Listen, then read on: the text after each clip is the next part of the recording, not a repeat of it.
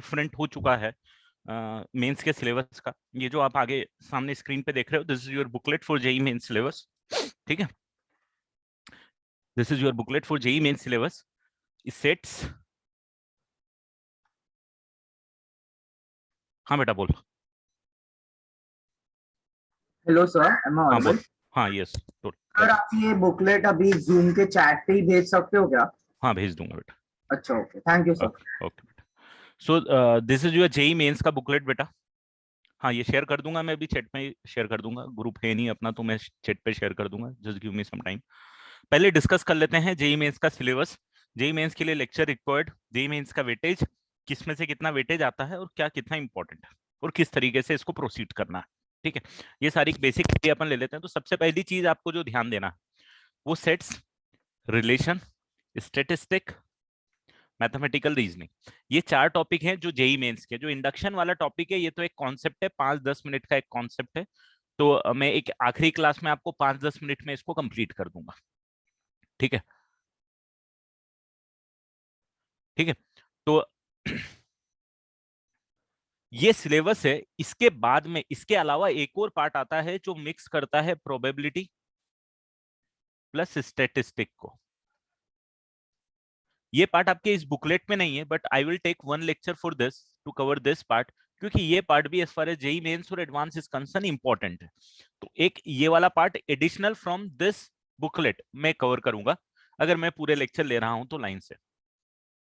हाँ ठीक है, अब स्टेटिस्टिक आपका हो चुका है। मीन मीडियन मोड ये आपके 10th का सिलेबस ही था, यहां तक ये 10th का सिलेबस था। 9 साल आपने पढ़ा होगा, वो पढ़ा होगा डिस्पर्शन के मेथड्स, डिफरेंट डिफरेंट जो डिस्पर्शन के मेथड्स होते हैं, जिसमें मीन डेविएशन होता है, वेरिएंस भी होता है, स्टैंडर्ड डेविएशन होता है या रेंज होता है। ठीक है, और उनके जो फॉर्मूलेस होते हैं करस्पॉन्डिंग टू दोस, और प्रीवियस ईयर क्वेश्चन जो इसमें आते हैं। बहुत इंपॉर्टेंट टॉपिक है बेटा स्टैटिस्टिक, बिल्कुल जीरो कॉम्प्रोमाइज होना चाहिए। प्रीवियस ईयर जैसे 4-5 साल के क्वेश्चन जो पूछे गए हैं वो क्वेश्चन आपको होने चाहिए। There are few formulas which are missing in our booklet, there are few formulas which are missing in our booklet of variance and standard deviation which are very important। तो उनको सर ने पढ़ाया होगा तो करवाई दिया होगा आपको। ठीक है, तो आई am not going into it. अब जो वेटेज आता है आपका, एक क्वेश्चन इसका पक्का आना है मैथमेटिकल रीजनिंग का, इसमें कोई डाउट नहीं है। ठीक है, ठीक है, एक क्वेश्चन मैथमेटिकल रीजनिंग का पक्का आना है। एक लेक्चर का ये टॉपिक है, इसको सिर्फ कट टू कट उतना पढ़ना है जितना अपना जेई मेंस फोकस करता है या जो एनसीईआरटी के सिलेबस में देके रखा हुआ है।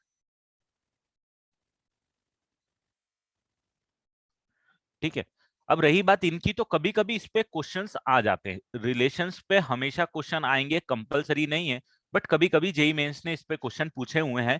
और रही बात सेट्स की, तो सेट्स एक बेसिक टॉपिक है, आपने इसको ऑलरेडी कैलकुलस या जो भी आपने मैथ सॉल्व किया उसमें ऑलरेडी यूज किया हुआ है।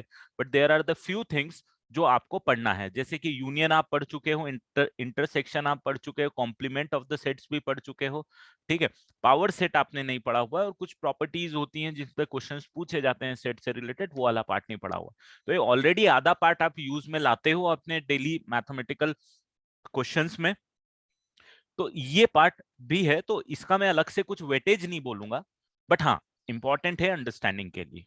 ठीक है, रिलेशन कभी क्वेश्चन आ जाता है, रीजनिंग एक क्वेश्चन पक्का आता है, स्टेटिस्टिक का क्वेश्चन आता है ना। 90% चांस होता है आता है, 90% में से 60% चांस होता है जो इसमें से आता है जो आप पढ़ चुके हो, और 30%, 20 से 30% चांसेस होता है कि इसमें से आता है।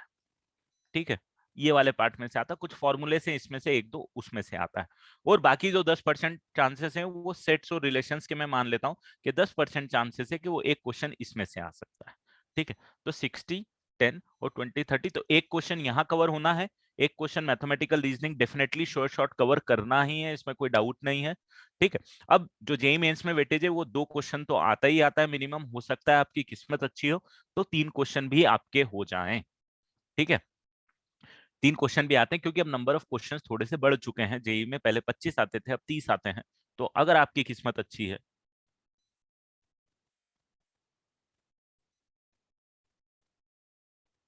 तो आपकी किस्मत अच्छी है तो आपको 3 क्वेश्चन भी आ जाएंगे। इजी क्वेश्चन है, cut to cut JEE Main जैसे पूछता है पिछले 5 साल में, वही फोकस करना है। टॉपिक गया अपनी जगह, टॉपिक अपनी जगह मायने रखता है, बट हमको उससे ज्यादा ये मैटर करता है कि जेई किस तरीके से करता है।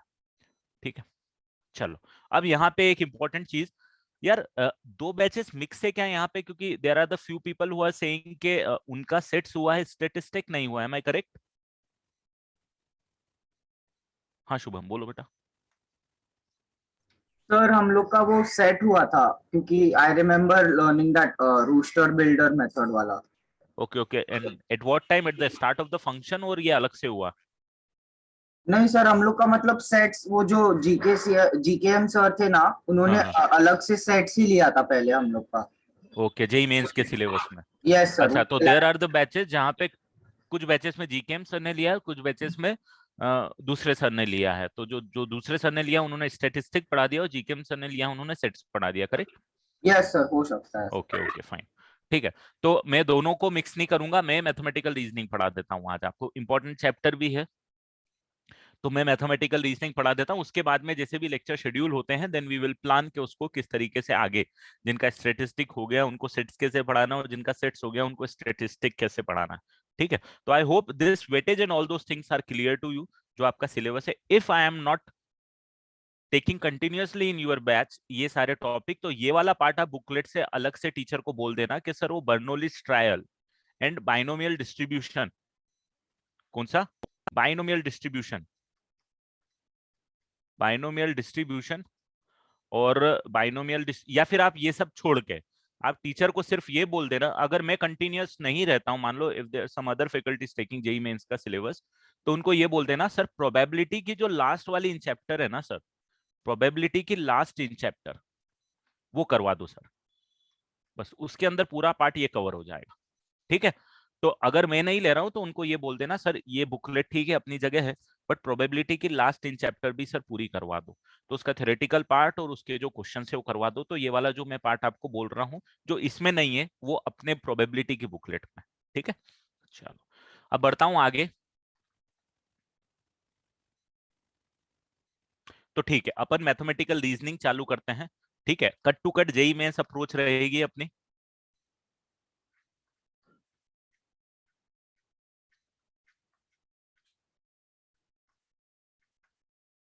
चलो मैथमेटिकल रीजनिंग, अब give me 2 minutes so that I will open the other PDF as well.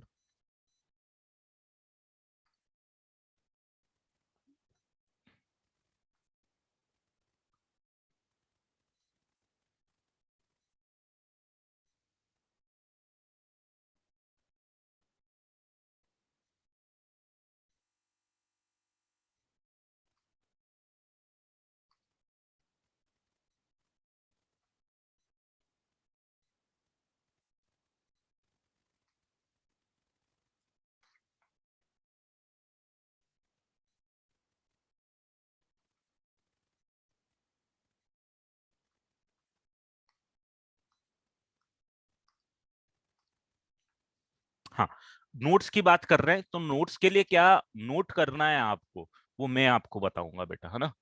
Notes में आपको क्या नोट करना है वो मैं आपको बताऊंगा। सारी चीजें नोट करने की बिल्कुल जरूरत नहीं है आपको। आप सिर्फ चीजें समझ जाओ जो मैं अभी आपको पढ़ा रहा हूँ, और फिर मैं आपको बता दूंगा कि आपको नोट में क्या क्या चीजें लिखनी है, जो आपको याद रखनी है, और जिसकी हेल्प से आप रिवीजन कर सको। ठीक है, तो don't worry about notes,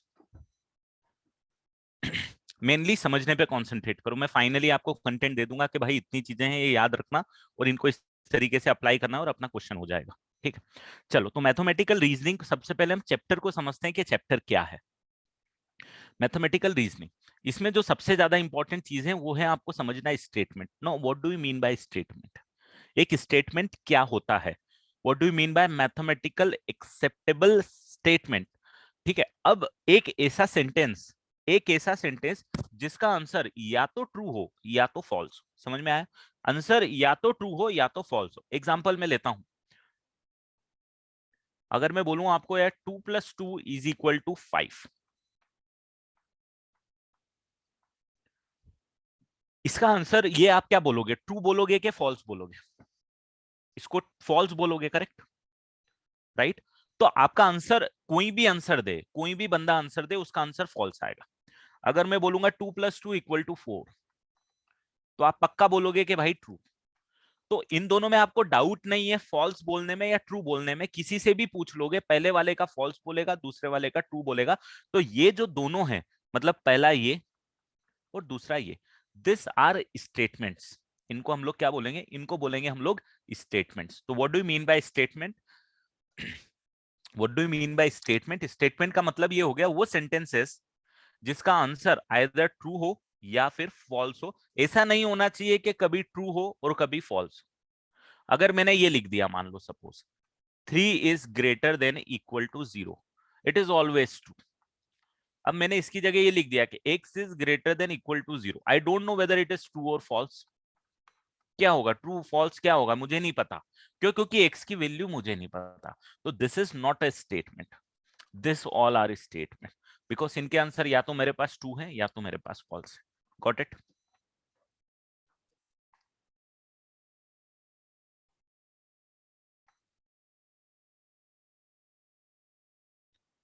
So there are few example which we can take. बोलिए। सर हमें अभी आप जो भी लिखवा रहे हो वो सब अभी हमें लिखते जाना है कि लाइक आप जो बोलोगे वही बाद में लिखना है? नहीं, मैं जो बोलूंगा वो लिखना, अभी मत लिखो। अच्छा, okay sir, thank you. Okay. तो ये को नोट करने की जरूरत नहीं है। डेफिनेशन बुकलेट की पहली लाइन खुद डेफिनेशन है। तो अगर जरूरत पड़ी तो रिवीजन में आपको थोड़ा भी कंफ्यूजन है तो बुकलेट रिफर करना है, और अदरवाइज जो मेरा मटेरियल जो मैं अभी आपको दूंगा वो ले लेना। इसके अलावा और कुछ लिखने की जरूरत नहीं है, ठीक है? अब जैसे वैलिड स्टेटमेंट और इनवैलिड स्टेटमेंट यहाँ पे अपन बोल रहे हैं। तो वैलिड स्टेटमेंट जिसका आंसर ट्रू या फॉल्स हो, इनवैलिड स्टेटमेंट जिसका आंसर ट्रू या फॉल्स में से कुछ भी हो सकता है, हमको नहीं पता। जैसे ये हो गया, ये हो गया, ये हो गया। ये जो 3 एग्जाम्पल हैं, ये तीनों एग्जाम्पल है स्टेटमेंट के। 3 + 2 = 5, true. The sum of two negative number is negative, एकदम true. Every square is a rectangle, बिल्कुल ट्रू। तो ये सारे ट्रू हैं। ये वाला 3 + 4 = 6, false. Yes, it is an statement. All prime numbers are odd, false, because 2 एक इवन नंबर होता है। Every relation is a function, ये अभी तक आपने पढ़ा नहीं है तो इस पे अपन कमेंट कर नहीं सकते, बट ये भी फॉल्स होता है, ठीक है? अभी तक रिलेशन फंक्शन आपने पढ़ा नहीं, रिलेशन नहीं पढ़ा है, फंक्शन तो आपको पता है। यहाँ पे है the sum of x and y is greater than 0। ये वही बात हो गया, भाई मुझे एक्स की वैल्यू नहीं पता, मुझे वाई की वैल्यू नहीं पता, मैं कैसे कमेंट करूं वो ग्रेटर देन 0 है कि नहीं है? तो it's not a statement, it is not a statement. Clear? फंडा क्लियर हो गया? तो स्टेटमेंट का मतलब अब आपको समझ में आ चुका है। अब मेन चीज जो है, हम इस चैप्टर में करने क्या वाले हैं। तो भाई जैसे 2 स्टेटमेंट है, मैं यहीं पे एग्जांपल ले लेता हूं। एक स्टेटमेंट है 2 + 2 = 5, और एक है 3 + 4 = 7। ये स्टेटमेंट है फॉल्स, बिल्कुल सही है। ये स्टेटमेंट है हमारी मैथमेटिकल रीजनिंग के टर्म्स में। ये स्टेटमेंट है बिल्कुल सही, क्योंकि ये ट्रू है। अब इन दोनों को इंडिविजुअल तो आपने फॉल्स और ट्रू बोल दिया, कि दोनों का इंडिविजुअल नेचर आपने बता दिया कि एक फॉल्स एक ट्रू है। बट अगर मैंने इन दोनों को कंबाइंड करके ये लिख दिया कि भाई दिस और दिस, ये दोनों में मतलब एक कंपाउंड स्टेटमेंट बना दिया। ये क्या हो गया? पूरा एक कंपाउंड स्टेटमेंट हो गया कि पहला sentence combined with second sentence, and जो कॉम्बिनेशन में जो टर्म, जो नंबर, जो कॉन्सेप्ट हमने यूज किया है, दैट कॉन्सेप्ट इज और। तो इसको मैं बोल सकता हूं इन दोनों के स्टेटमेंट के बीच का कनेक्शन, या इसको बोल सकते हैं कनेक्टर, राइट? या कनेक्टिव बोल सकते हैं, जो भी आपको बोलना है। तो और is connective between two sentences, and with the help of this और हमने ये 2 सेंटेंस को मिक्स करके कंपाउंड स्टेटमेंट बना दिया है। क्या बना दिया? कंपाउंड स्टेटमेंट, 2 को मिक्स किया। सिमिलरली अगर मैं यहां पे यही भी लगा देता कि 2 + 2 = 5, 3 + 4 = 7, इसका जो मीनिंग है, और यहाँ पे बीच में मैं डाल देता हूं एंड। तो यहां भी 2 सेंटेंस को कंबाइन किया है, कंपाउंड स्टेटमेंट बन गया ये पूरा। एंड जो कनेक्टिव्स मैंने यूज किया वो मैंने यूज किया एंड, ठीक है? अब मुझे जरा बताओ कि ठीक है यहाँ पे ये फॉल्स है, ये ट्रू है, बट मुझे ये कंपाउंड स्टेटमेंट का नेचर बताओ कि भाई ये जो पूरा कंपाउंड स्टेटमेंट है इसका नेचर क्या बोलूंगा? ये ट्रू है कि ये false? This compound statement is true और फॉल्स, और this compound statement is true और फॉल्स। जरा बताओ तो मेरे को अपना लॉजिक लगा के कि पहला वाला ट्रू है कि फॉल्स है? पहला वाला ट्रू है, दूसरा वाला फॉल्स है। किसे आपने बता दिया? आपने बता दिया सर और का मतलब क्या होता है। और का मतलब ये हो गया कि अगर दोनों में से एक ट्रू है तो ओवरऑल आपके पास ट्रू मिल जाएगा। और एंड का मतलब ये होता है कि एंड में अगर दोनों ट्रू होंगे तो ही ट्रू मिलेगा, राइट। कुछ इस तरीके से नेचर के, अगर जिसने सेट्स नहीं भी पढ़ा हुआ है वो ध्यान दो। और का मतलब आ गया यूनियन। यूनियन में क्या होता है? यूनियन में होता है भाई दोनों में है तो भी चलेगा, किसी एक में है तो भी चलेगा, ठीक है। तो किसी एक का पार्ट भी आ गया तो एक भी ट्रू है तो ओवरऑल उसने ट्रू दे दिया। और यहाँ पे एंड का मतलब हो गया इंटरसेक्शन। इंटरसेक्शन का मतलब क्या हो गया? इंटरसेक्शन का मतलब हो गया अगर दोनों ट्रू हैं तो ही ट्रू है। अगर दोनों में से एक भी फॉल्स आ गया या दोनों फॉल्स आ गए तो आपके पास स्टेटमेंट कितना आने वाला है? आपके पास स्टेटमेंट फॉल्स आने वाला है। आ रहा है क्या समझ में? तो हमने क्या किया? हमने क्या, दो स्टेटमेंट थे छोटे छोटे, उन दोनों को कंबाइन करके एक कंपाउंड स्टेटमेंट बना दिया और कंपाउंड स्टेटमेंट का एक रिजल्ट निकाल दिया कि वो जो रिजल्ट है वो ट्रू है कि फॉल्स है। Got it? अब यहां तो बहुत इजी था क्योंकि एंड और से कनेक्टिव है, but there are few more connectives involved जो कि आपको क्वेश्चन को समझने में कंफ्यूज कर देंगे कि भाई इसका रिजल्ट ट्रू लिखूं कि इसका रिजल्ट फॉल्स लिखूं, क्या रिजल्ट लिखूं इसका। तो वहां पे ये चैप्टर सीन में आता है। तो ये जो चैप्टर है मैथमेटिकल रीजनिंग, भाई साहब ये कुछ नहीं करने वाला है, ये दो या दो से ज्यादा सेंटेंस को कंबाइन करने वाला है और विदाउट एनी अंडरस्टैंडिंग, जैसे हमारे दिमाग को लगाए बगैर हमको उसका रिजल्ट बता देगा कि भाई हम ये नहीं देखेंगे कि ये स्टेटमेंट क्या है, ये स्टेटमेंट क्या है, हम सिर्फ ये देखेंगे और इसके बेसिस पे हम रिजल्ट निकालते हुए नजर आएंगे। हम अपनी फीलिंग को सीन में नहीं लाएंगे, हम अपनी फीलिंग को सीन में नहीं लाएंगे। जैसे 2+5, 2+2=5 हमारी फीलिंग आएगी कि भाई रॉन्ग है ना। और 3+4=7 हमारी फीलिंग आएगी कि ट्रू है। तो क्या जब स्टेटमेंट्स आएंगे तो वो फीलिंग के बेसिस पे कंबाइंड होने लगेंगे, वो हमको कंफ्यूज कर देंगे। तो भाई कंफ्यूज नहीं होना है, मैथमेटिकल रीजनिंग का कॉन्सेप्ट लगाना है और हमको ओवरऑल रिजल्ट निकाल के देना है कि ट्रू आ रहा है या फॉल्स आ रहा है या क्या आ रहा है। तो that is what we are going to do in this chapter mathematical reasoning. We are going to combine more than one statements with few connectives, and we will be talking about the results of those compound statement. That is what the chapter is. Got it? कुछ confusion हो तो बता दो। और इसके अलावा बिल्कुल ज्यादा दिमाग मत लगाना क्योंकि बहुत सारी चीजें होंगी जो आपको इलॉजिकल नजर आएंगी, बिल्कुल आएंगी इस चैप्टर में, ठीक है। तो हमको इलॉजिकल या लॉजिकल से ज्यादा मतलब नहीं है, ठीक है, थोड़ा मतलब है हमको, हम चैप्टर पढ़ रहे हैं इसीलिए मैंने आपको इसका एक ओवरव्यू दिया कि चैप्टर एक्चुअली कर क्या रहा है, तो एटलीस्ट वो फीलिंग आप में रहे कि हम चैप्टर में कर क्या रहे हैं। बाकी जब आप क्वेश्चन कर रहे हो बिल्कुल फीलिंग नहीं रखना है, हमको कट टू कट जो मैं बताऊंगा उसी पे चल के आपको सॉल्व करना है, ठीक है। Got it? कुछ कंफ्यूजन हो तो पूछ लो बेटा यहां तक।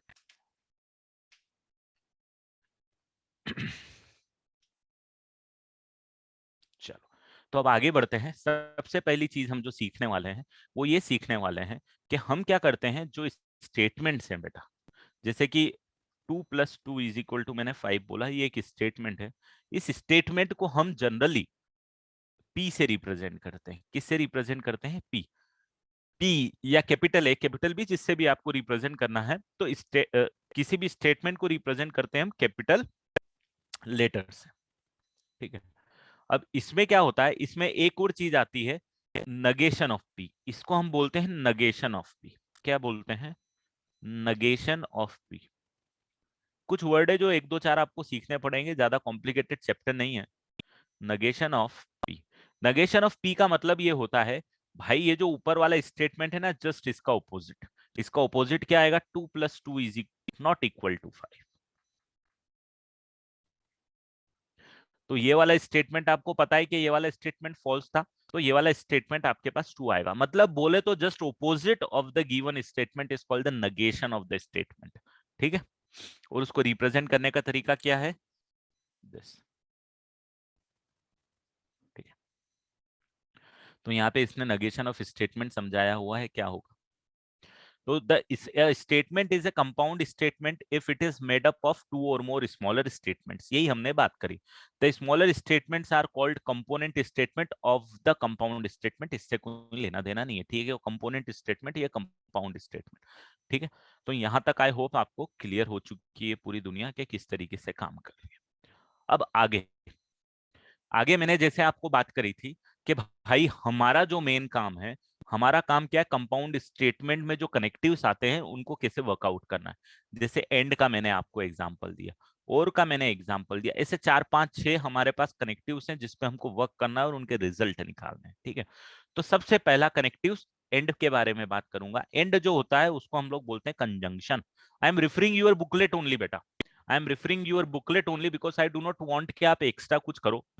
और क्योंकि छोटे टॉपिक है, इतने बड़े टॉपिक है नहीं, कट टू कट हमारा जेईई मेंस का क्वेश्चन होना चाहिए, तो ज्यादा मेहनत नहीं करना है। और नोट्स जो है हम अपनी बुकलेट से ही रिफर कर लेंगे, कुछ चीजें होंगी जो मैं आपको अलग से बताऊंगा।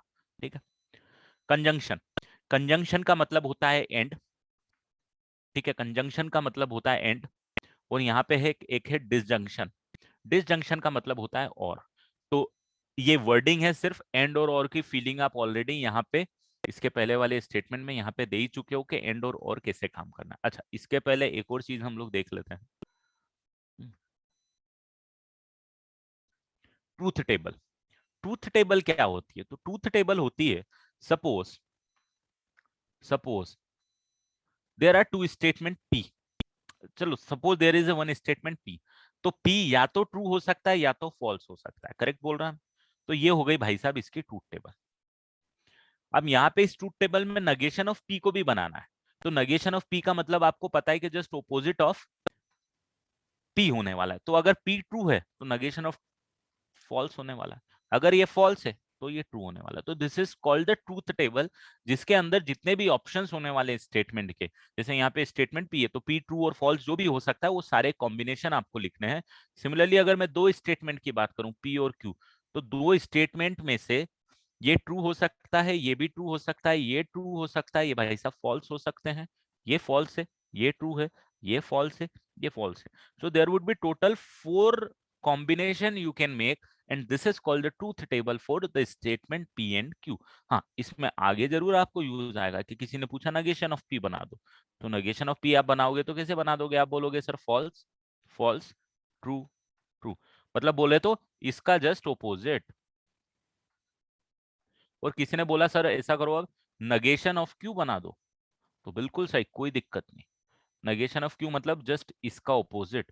तो ट्रूथ टेबल बनाओगे तो आप इसका ऑपोजिट लिख दो, यहाँ पे फॉल्स लिख दो, यहाँ पे ट्रू लिख दो, यहाँ पे फॉल्स लिख दो, यहाँ पे ट्रू लिख दो। वो इसके आगे का जो भी काम हम आगे सीखेंगे वो काम आप इसमें फिर अप्लाई भी कर सकते हो। क्लियर है? तो this is what the truth table is, मतलब just writing the all the combination. ठीक है, that is the truth table. अब ट्रूथ टेबल में क्या है, अगर सिर्फ एक ही स्टेटमेंट है तो डेफिनेटली दो ही ऑप्शन है कि ट्रू और फॉल्स। अगर 4 स्टेटमेंट है, सॉरी 2 स्टेटमेंट है तो 4 कॉम्बिनेशन है, बिल्कुल 4 कॉम्बिनेशन होने वाले हैं, 4 कॉम्बिनेशन। अगर मुझे बताओ, अगर 3 स्टेटमेंट है पी क्यू और आर, और अगर आप ट्रूथ टेबल बनाने की कोशिश करोगे तो कितने डिफरेंट कॉम्बिनेशन आने वाले हैं? जल्दी से बता दो, how many different combination are possible? Definitely 8, कोई प्रॉब्लम ही नहीं है, क्योंकि भाई हमारे पास इसके पास भी 2 ऑप्शन है ट्रू और फॉल्स के, इसके पास भी 2 ऑप्शन है ट्रू और फॉल्स के, इसके पास भी 2 ऑप्शन है ट्रू और फॉल्स के, तो टोटल 2 into 2 मतलब 2 क्यूब बनने वाला है। वही आपने कॉइन को टॉस किया है, तो पहले टॉस में हेड या टेल, दूसरे टॉस में हेड या टेल, तीसरे टॉस में हेड या tail, total combination 2 into 2 which is 2 cube. ठीक है, yes Pratyashu, I am teaching mathematical logics. तो यहाँ पे इन्होंने ये जितने भी ऑप्शन है भाई साहब, ये ट्रूथ टेबल आपको यहाँ पे दे दी है। क्लियर है ये पूरा कि भाई ये 8 कॉम्बिनेशंस यहाँ पे इन्होंने लिख दिया, 8 कॉम्बिनेशंस बनना भी है। Next important thing is negation, आप ऑलरेडी बात कर ही चुके हैं, ये ट्रूथ टेबल की भी हम बात कर ही चुके हैं। ठीक है, कंपाउंड स्टेटमेंट पे अब हम आएंगे। यहां तक क्लियर है? ट्रूथ टेबल भी आपको क्लियर है?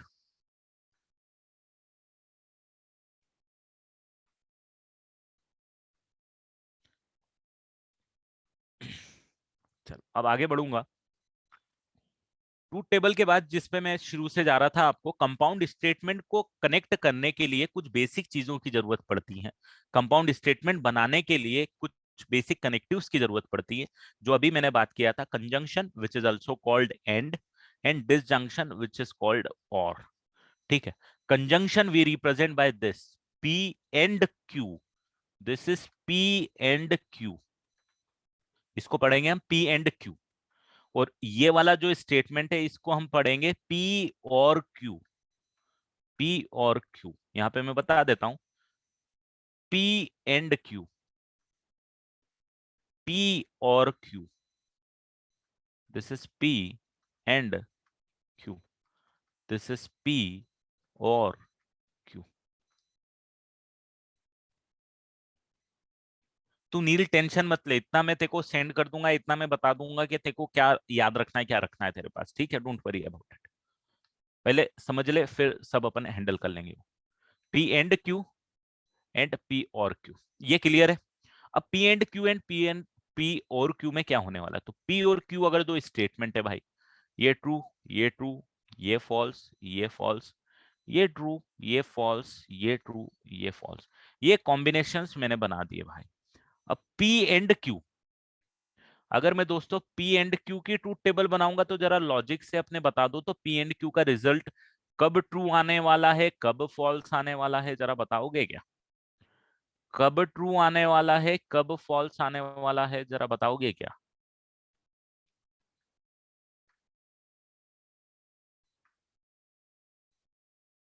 P एंड Q में एक ट्रू, बचे हुए सारे फॉल्स। ये अपन पहले भी बात कर चुके हैं। एंड का मतलब क्या हो गया था, हमने ले लिया था इंटरसेक्शन। भाई दोनों ट्रू होंगे तो ही ट्रू होगा, दोनों में से एक भी फॉल्स हो गया तो भैया फॉल्स रिजल्ट आ जाएगा। ये P एंड Q का रिजल्ट आएगा, true only in the first case. What about the second case, P और Q में क्या होने वाला है? P और Q में क्या होने वाला है दोस्तों, जरा बता सकते हो क्या?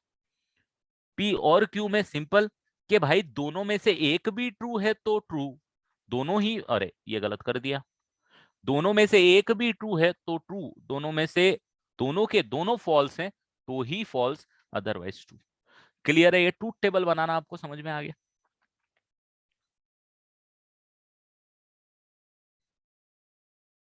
तो एक तो फंडा ये हो गया कि भाई अब आपको समझ में आना चाहिए कि अगर दो स्टेटमेंट अगर आप कंबाइन कर रहे हो विद द कनेक्टिव्स एंड और विद द कनेक्टिव्स और, तो उसकी ट्रूथ टेबल का रिजल्ट क्या आएगा, ठीक है।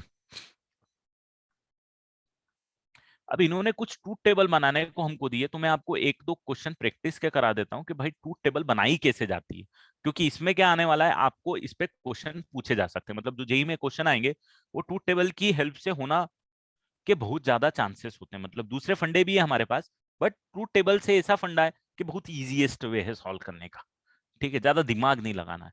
तो जैसे मैं फोर्थ वाला कर रहा हूँ, पी क्यू और आर, ये मैं फोर्थ वाला कर रहा हूँ। पी क्यू आर में आप देखोगे तो मैं सारे कॉम्बिनेशन लिख देता हूँ, ट्रू ट्रू ट्रू ट्रू, है ना, ये ट्रू, ये ट्रू, ये फॉल्स, ये फॉल्स, ये true, false, true, false, false, false, false, false, true, true, true, false, false, true, false, false. ये आ गए आपके कितने केसेस, ये आ गए आपके पास टोटल 8 केसेस, है ना, 1 2 3 4 5 6 7 8। अब आपको बनानी है इसकी ट्रूथ टेबल। तो अब आप देखोगे यार यहाँ पे मेरे को ना नगेशन ऑफ आर की बहुत जगह जरूरत पड़ रही है। किसकी जरूरत पड़ी है? Negation of R. तो सबसे पहले नगेशन ऑफ आर लिख लेते हैं। क्या आएगा भैया नगेशन ऑफ आर? तो आर का जस्ट ऑपोजिट, आर आपको पता है ट्रू है तो फॉल्स, फॉल्स है तो ट्रू, ट्रू है तो फॉल्स, फॉल्स है तो true, false, true, false, true. फिर आप बोलोगे यार इसका बना लेता हूं, तो पी और क्यू, पी और क्यू, है ना, ये पी और क्यू का साइन है। तो पी और क्यू को पी और क्यू नहीं, पी और नगेशन ऑफ आर, इन दोनों का रिजल्ट है। तो इन दोनों का रिजल्ट क्या आएगा? तो पी और में क्या होता है, और जब भी आता है जब दोनों में से एक भी ट्रू है तो ट्रू है। तो भाई अब देख लो इन दोनों को, ट्रू ट्रू ट्रू ट्रू, भाई साहब फॉल्स, ट्रू, नहीं नहीं मैंने कुछ गलती कर दिया, बिल्कुल सही है, फॉल्स, और ये ट्रू, करेक्ट है। अब फिर मैं इसका इसको यूज कर, अभी मैंने इसको बना दिया पूरे को, अब मैं करता हूं इसको बना देता हूं पूरे को। तो अब मैं बना देता हूं क्यू और नॉट आर, क्यू और नॉट आर। तो क्यू और नॉट आर में कौन कौन सा यूज करूंगा? क्यू ये और नॉट आर में ये। क्यू नॉट आर में दोनों में से एक भी ट्रू है तो ट्रू, अदरवाइज फॉल्स।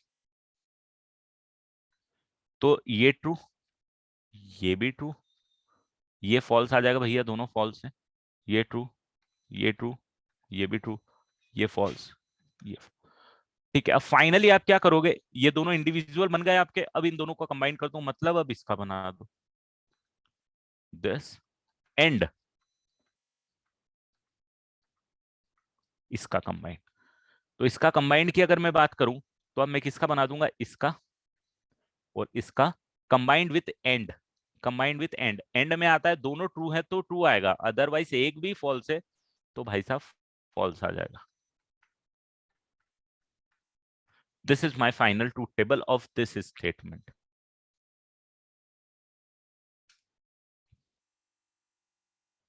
आया ट्रूथ टेबल बनाना किस तरीके से बनाना है। तो आपको जो रिजल्ट पता है, आपको स्टेटमेंट नहीं पता, हमको कोई मतलब नहीं पी क्यू आर क्या है, हमको इसका रिजल्ट क्या आएगा ये हमको निकालना पता है। जो मैंने आपको बोला था कि मैथमेटिकल रीजनिंग ने क्या किया है, स्टेटमेंट को विदाउट इमोशंस कंबाइन करके रिजल्ट निकालना सिखा दिया है हमको, तो हम रिजल्ट निकाल देंगे उस चीज का। क्लियर है, ट्रूथ टेबल बनाना सीख गए बेटा कैसे बनाना है।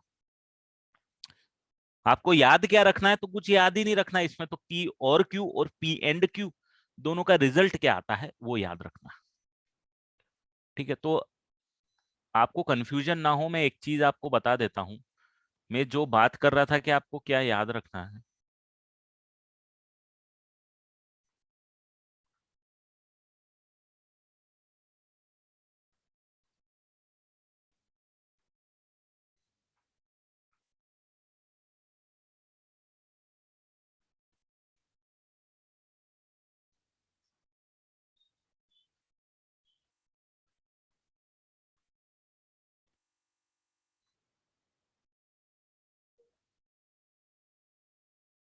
एक सेकंड रुकना। हाँ, आप ये देखो, यहाँ पे आपको स्क्रीन पे एक बोर्ड दिख रहा है, मतलब स्क्रीन पे कुछ कंटेंट दिख रहा है, ये कंटेंट आपको याद रखना है फाइनली। मैं ये सारे लाइन से सिखाते जाऊंगा आपको, और फिर मैं बोल दूंगा कि भाई इनको याद रख लो, है ना, किसको किस तरीके से याद रखो वो भी मैं बता दूंगा। बस ये जो स्क्रीन आपको दिख रहा है, अगर आपको अच्छे से आता है और अप्लाई करना आता है तो आपका पूरा चैप्टर कंप्लीट हो जाएगा। तो that is what you need to know finally for this topic, जिसमें से हमने कौन कौन सा पार्ट पढ़ा है अभी तक। मैंने आपको पी एंड क्यू बता दिया है, मैंने आपको पी और क्यू बता दिया, इतना पार्ट आपने पढ़ा है। आगे वाला पार्ट हम पढ़ लेंगे और प्रैक्टिस कर लेंगे जो प्रीवियस ईयर क्वेश्चन है। ठीक है, ठीक है, तो ये मैं आपसे शेयर कर दूंगा एकदम एंड में। ठीक है, चलो तो बढ़ जाऊं आगे। पी एंड क्यू और पी और क्यू का फंडा आपको क्लियर हो गया। अब मैं आपको कुछ क्वेश्चन दे रहा हूं, प्रीवियस ईयर के क्वेश्चन है, उन क्वेश्चन को कर लो। जितना अभी तक पढ़ा हुआ है उसके बेसिस पे, और उसकी शॉर्ट ट्रिक्स क्या रहेगी वो भी मैं आपसे शेयर करूंगा। बट पहले आप उसको क्वेश्चन को खुद से सॉल्व करके देख लो।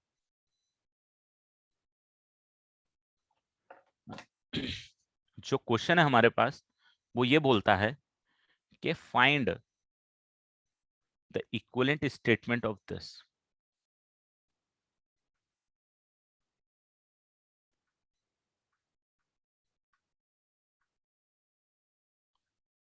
इसके इक्विवेलेंट कौन सा स्टेटमेंट आएगा। इक्विवेलेंट का मतलब क्या हो गया, इक्विवेलेंट का मतलब ये हो गया कि ट्रूथ टेबल एकदम सेम आएगी।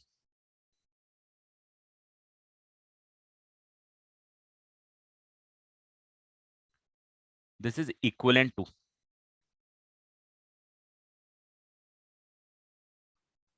मतलब ये जो ओरिजिनल स्टेटमेंट है, ये बड़ा सा जो स्टेटमेंट है, ये किसके बराबर है। मतलब इसका जो इंटरप्रिटेशन है फाइनली, वो इंटरप्रिटेशन क्या इसके बराबर है या इसके बराबर है या इसके बराबर है या इसके बराबर है। कैसे आप जज करोगे कि फाइनली ट्रूथ टेबल सेम आनी चाहिए आपके पास। अगर ये जो बड़ा सा स्टेटमेंट है कंपाउंड स्टेटमेंट, इसका ट्रूथ टेबल मान लो इसके साथ मैच हो गया तो भाई ये दोनों क्या है, इक्विवेलेंट स्टेटमेंट। इसके साथ मैच हो गया तो ओरिजिनल जो कंपाउंड स्टेटमेंट है वो नेगेशन ऑफ पी दोनों। तो सबसे पहले आपको कुछ नहीं करना है, इसकी ट्रूथ टेबल बना लो, जल्दी से बना के देख लो तो प्रैक्टिस के लिए, क्योंकि मैं एक ही बार ट्रूथ टेबल बनाऊंगा बस इस क्वेश्चन के लिए, इसके अलावा आपसे ट्रूथ टेबल नहीं बनवाऊंगा मैं। This is the first and the last question where you have to make the truth table.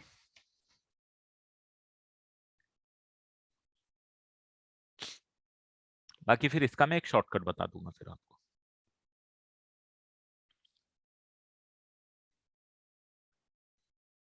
आपने सेट्स नहीं पढ़ाया यार, ये फ्लो थोड़ा बिगड़ गया अपना क्या। पहले सेट्स पढ़ाता तो सेट्स से पढ़ा देता तो ये थोड़ा और मैं कुछ चीजें एक्स्ट्रा बता पाता इसमें।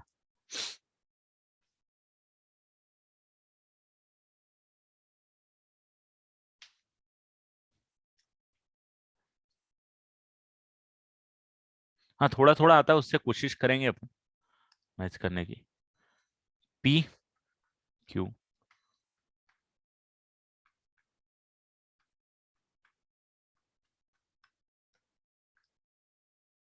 बिल्कुल सही। अब अपन को नेगेशन ऑफ पी की जरूरत पड़ने वाली है। True, sorry, false, false, true. फिर अपन को पी और क्यू की जरूरत पड़ने वाली है। पी और क्यू में दोनों ट्रू तो ट्रू, दोनों में से एक भी ट्रू तो ट्रू, दोनों फॉल्स तो फॉल्स। फिर नेगेशन ऑफ पी और क्यू की जरूरत पड़ने वाली है, तो ये आ जाएगा फॉल्स, ये आ जाएगा फॉल्स, ये आ जाएगा फॉल्स, ये आ जाएगा ट्रू। फिर negation of P and Q की जरूरत पड़ने वाली है, negation of P and Q, तो दोनों अगर ट्रू है तो ट्रू आएगा, अदरवाइज फॉल्स ही आएगा। एंड फाइनली जो आपका कंपाउंड स्टेटमेंट है उसकी जरूरत पड़ने वाली, तो कंपाउंड स्टेटमेंट आएगा इसका और इसका यूनियन। तो दोनों फॉल्स है तो फॉल्स, दोनों फॉल्स है तो फॉल्स, दोनों में से एक भी ट्रू है तो ट्रू, ये आएगा आपके पास। And you can easily notice it कि ये वाली जो ट्रूथ टेबल है वो भाई साहब इससे मैच होती है ना। तो आपका आंसर ये आ जाएगा, दिस इज योर आंसर। ठीक है, this is how you have to solve, JEE Mains का क्वेश्चन है बेटा। ठीक है, अब इसमें एक और बहुत स्मार्ट चीज आती है, इसमें ये आती है कि ये लोग बोलते हैं, मतलब जो कॉन्सेप्ट है मेन, जो इससे भी शॉर्टकट है करने का, बोलता है यार ये जो स्टेटमेंट्स है, स्टेटमेंट को ना आप सेट्स की तरह ले लो, जैसे सेट्स के साथ डील करते हो वैसे स्टेटमेंट के साथ डील कर लो। मतलब अगर पी एक स्टेटमेंट है तो पी एक सेट मान लो।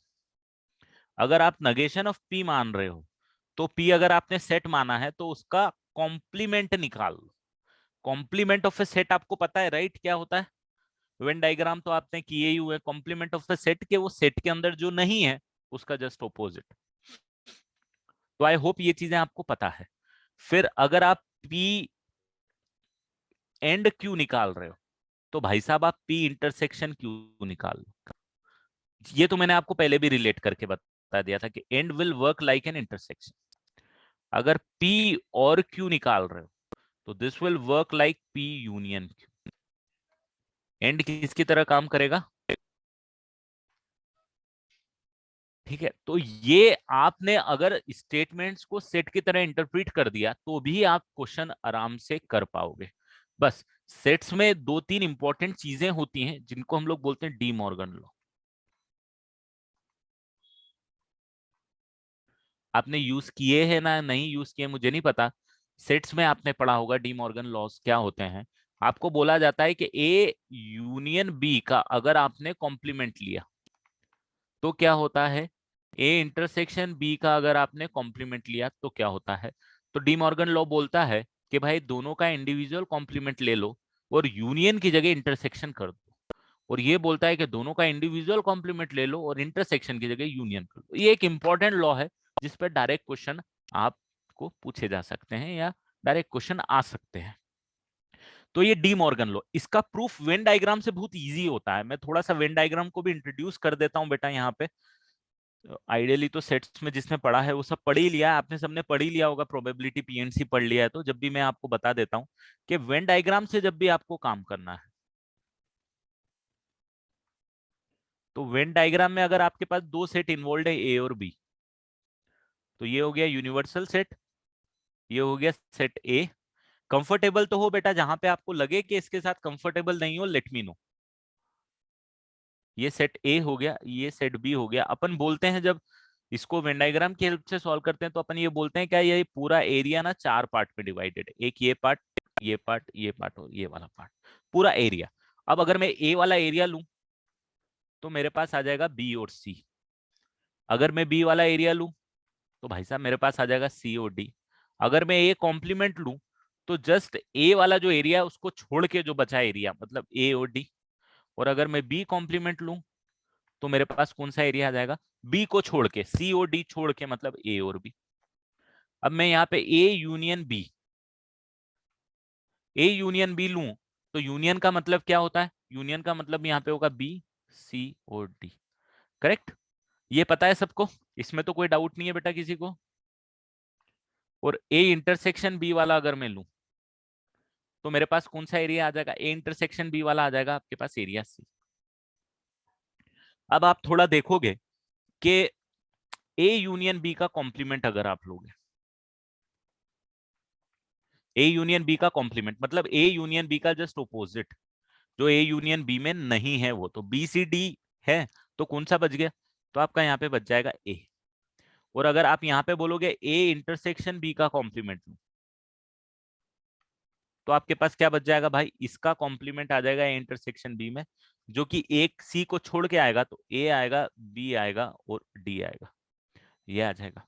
ठीक है, अब यहीं पे अगर आप कैलकुलेट करोगे कि ए डैश यूनियन बी डैश कितना आएगा, तो ए डैश यूनियन बी डैश, इन दोनों का यूनियन आ जाएगा ए बी और डी, ए आ जाएगा दोनों में इसीलिए बी आ जाएगा इसमें, डी सी नहीं। और ए डैश इंटरसेक्शन बी डैश अगर आप करोगे तो भाई इन दोनों में कॉमन कौन सा है, तो आप बोलोगे ए आ जाएगा। तो आप थोड़ा सा नोटिस करोगे कि ये वाला पार्ट इसके बराबर आ रहा है और ये वाला पार्ट इसके बराबर आ रहा है, तो डेफिनेटली ये वाला पार्ट इसके बराबर है और ये वाला पार्ट इसके बराबर है, जो कि यहाँ पे डी मॉर्गन्स लॉ आपको ऊपर बोल के रखा हुआ है। तो मैंने आपको प्रूफ करा दिया और मैं वेन डायग्राम भी थोड़ा सा आपको बताना चाह रहा था कि भाई अब वेन डायग्राम भी अब आप लोग देख लो क्योंकि हमको यूज आने वाला है।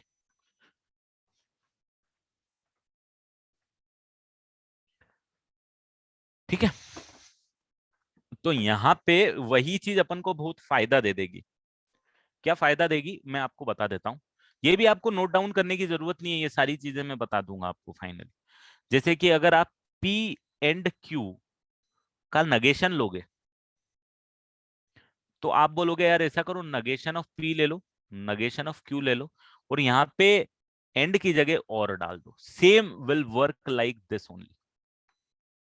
एंड अगर आप नगेशन ऑफ P और Q लोगे तो this would be negation of P, individual दोनों का नगेशन लगा दोगे और यहाँ एंड की जगह और की जगह एंड लगा दोगे, same will work like this. तो कहीं ना कहीं जितना भी अभी तक हमने पढ़ा हुआ है, जो भी हमने अभी रीजनिंग में पढ़ा हुआ है, you can relate it with sets. Clear है इतना, किसी को डाउट इसमें, किसी को भी डाउट, बहुत बेसिक चीजें जो ऑलरेडी आप कर चुके हो, अलग से सिर्फ आपको जो चीजें पढ़ रहे हो वो ये वाली पढ़ रहे हो, बट इसको सेट से रिलेट कर देंगे तो याद भी रखना आपके लिए इजी। मैं इसीलिए बोल रहा था ये वाला क्वेश्चन देखो जो मैंने आपको बताया, मैं इसको ऐसे सॉल्व करूंगा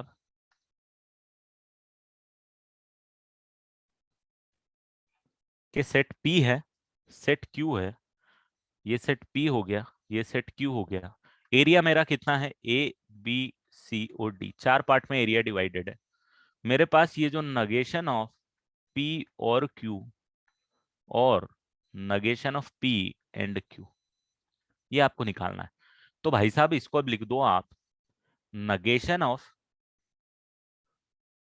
P and Q, sorry P और Q है, ये यूनियन है P और Q है, तो नगेशन ऑफ BCD लिखा हुआ है यहाँ पे, BCD है ना, ये है यूनियन। नगेशन ऑफ P आपके पास क्या है, P को छोड़ के एरिया, तो आप बोलोगे P को छोड़ के जो एरिया नगेशन ऑफ P है वो है AOD। यूनियन की यहाँ पे एंड की जगह इंटरसेक्शन Q वाला जो एरिया है वो है COD। इन दोनों का कॉमन एरिया कौन सा लोगे आप, इंटरसेक्शन लोगे तो D लोगे, दोनों में D एरिया कॉमन है। और ये पूरे का नगेशन ऑफ BCD आपके पास A आएगा, तो आपके पास क्या आ जाएगा, A यूनियन D। तो फाइनली आपके पास आ जाएगा AOD। AOD जो एरिया है, ए और डी जो एरिया, अब आपको पता है पी को छोड़ के, तो यही तो आंसर है हमारे पास, देखो पी को छोड़ के नगेशन ऑफ पी। तो बस इतना सॉल्व किया सेट्स की हेल्प से हमने, वेन डायग्राम की और सेट की हेल्प से, हमको ये पूरी ट्रूथ टेबल नहीं बनानी पड़ेगी। समझ में आ गया कैसे सॉल्व करना, सिर्फ वेन डायग्राम बनाओ और उसको रिलेट करते जाओ, एंड को इंटरसेक्शन ले लो, एंड को इंटरसेक्शन ले लो, और को यूनियन ले लो, नेगेशन को कॉम्प्लीमेंट ले लो, बस खत्म, और सॉल्व करते चलो। क्लियर है ये वाला फंडा? क्योंकि ये वाला फंडा आपको बहुत हेल्प करेगा क्वेश्चन को सॉल्व करने में। 40 से 50% चांसेस है कि इस पार्ट में से ही जितना आपने पढ़ा है उसी में से क्वेश्चन आ जाए। 40% चांसेस है कि इसी पार्ट में से क्वेश्चन आ जाए।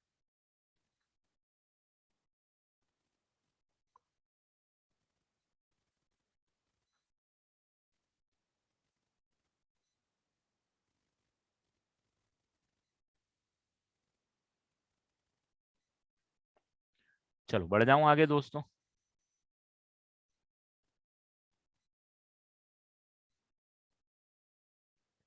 अब एक क्वेश्चन मैं आपके लिए दे देता हूं कि आप लोग इस तरीके से प्रैक्टिस कर लो भाई लोग।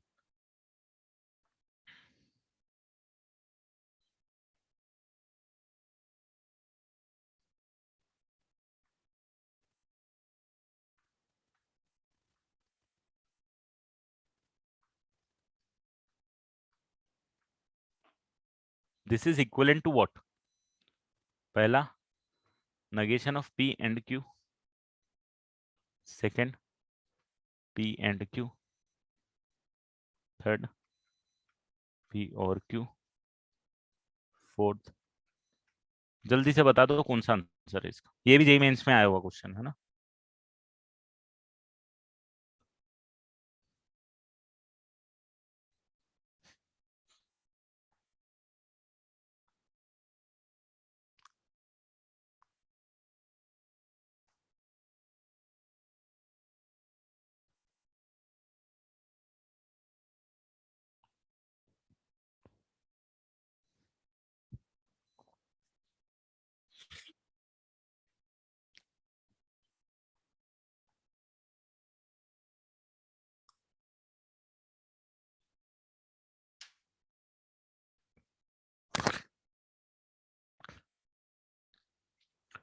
आ गया भैया?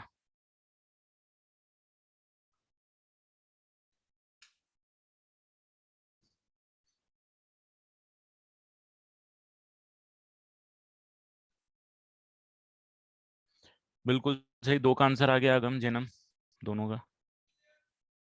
एकदम आपका आंसर सही लग रहा है। हर्षित का भी सही है, बिल्कुल सही, एकदम सही जा रहे हो आप लोग, कोई दिक्कत नहीं है। मतलब 40% चांसेस आपके पक्के हो गए कि आप इसके क्वेश्चन को कर लोगे।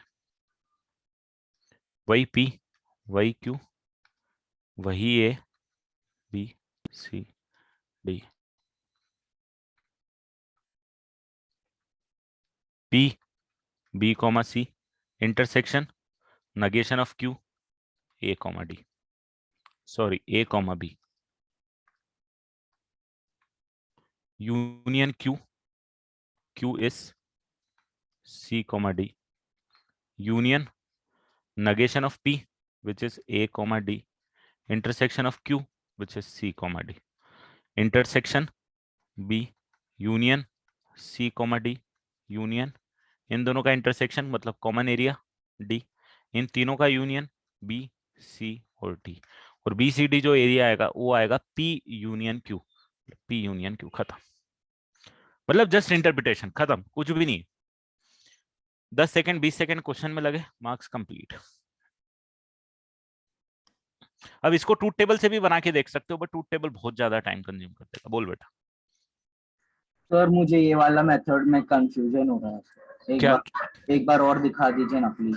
क्या प्रॉब्लम क्या आ रही, मेरे को ये बता। यूनियन इंटरसेक्शन निकालना आता है? हाँ सर। देख, ये P की जगह मैंने ये लिखा है, ये समझ में आया तेरे को? हाँ यस P सर। P में B और C है इसीलिए P लिखा। हाँ नेगेशन ऑफ Q का मतलब क्या हो गया? जो Q में नहीं है, तो Q में नहीं। C और D है, तो CD को छोड़ के A B। हाँ सर। अब ये क्या है तेरे पास? इंटरसेक्शन है, करेक्ट? Yes sir. इंटरसेक्शन का मतलब क्या होता है? कॉमन। हाँ दोनों का कॉमन क्या आ रहा है इसमें? B। B, तो दोनों में B लिखा गया।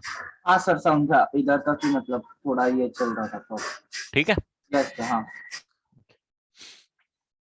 और बाकी ट्रूथ टेबल से तो आप सॉल्व कर सकते हो, बट ट्रूथ टेबल से आप देखो, इसको सॉल्व करना बहुत टाइम कंज्यूमिंग है। पहले इसका बनाओ, इसका इंडिविजुअल बनाओ, इसका बनाओ, तीनों का कंबाइंड बनाओ, फिर इनके इससे मैच करो कि किससे मैच हो रहा है।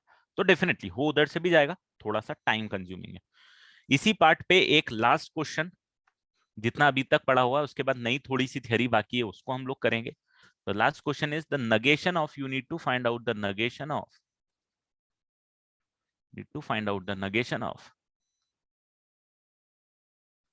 मतलब अगर आपने सही से कैप्चर कर लिया तो आपको सिर्फ प्रीवियस ईयर क्वेश्चन ही करने हैं आज की क्लास के बाद, और इसका इस चैप्टर का काम आपका कंप्लीट हो जाएगा।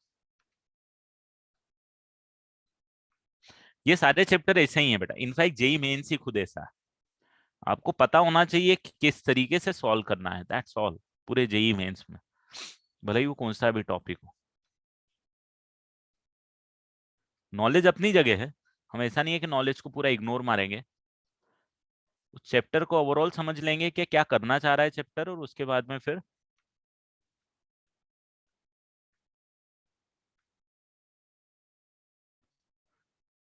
इसको निकाल लो। थोड़ा सा राइटिंग में आपको हो सकता है ये यूनियन है,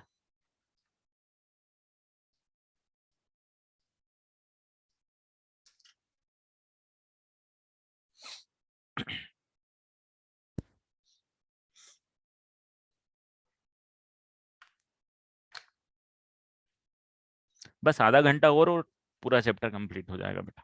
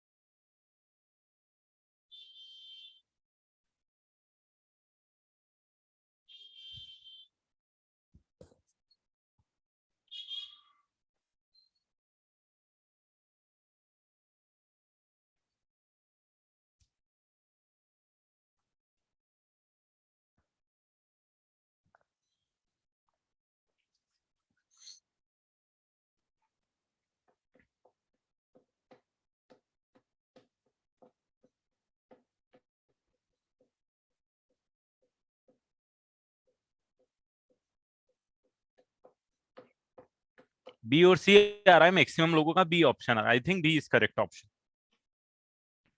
आपको निकालना क्या है, सबसे पहले ये आइडेंटिफाई करो निकालना क्या है। आपको निकालना है negation of S and negation of R and, ये आपको निकालना है। तो सबसे पहले फंडा तो आपको पता ही है, अपन कौन सा यूज करने वाले हैं, S R A B C D. Negation of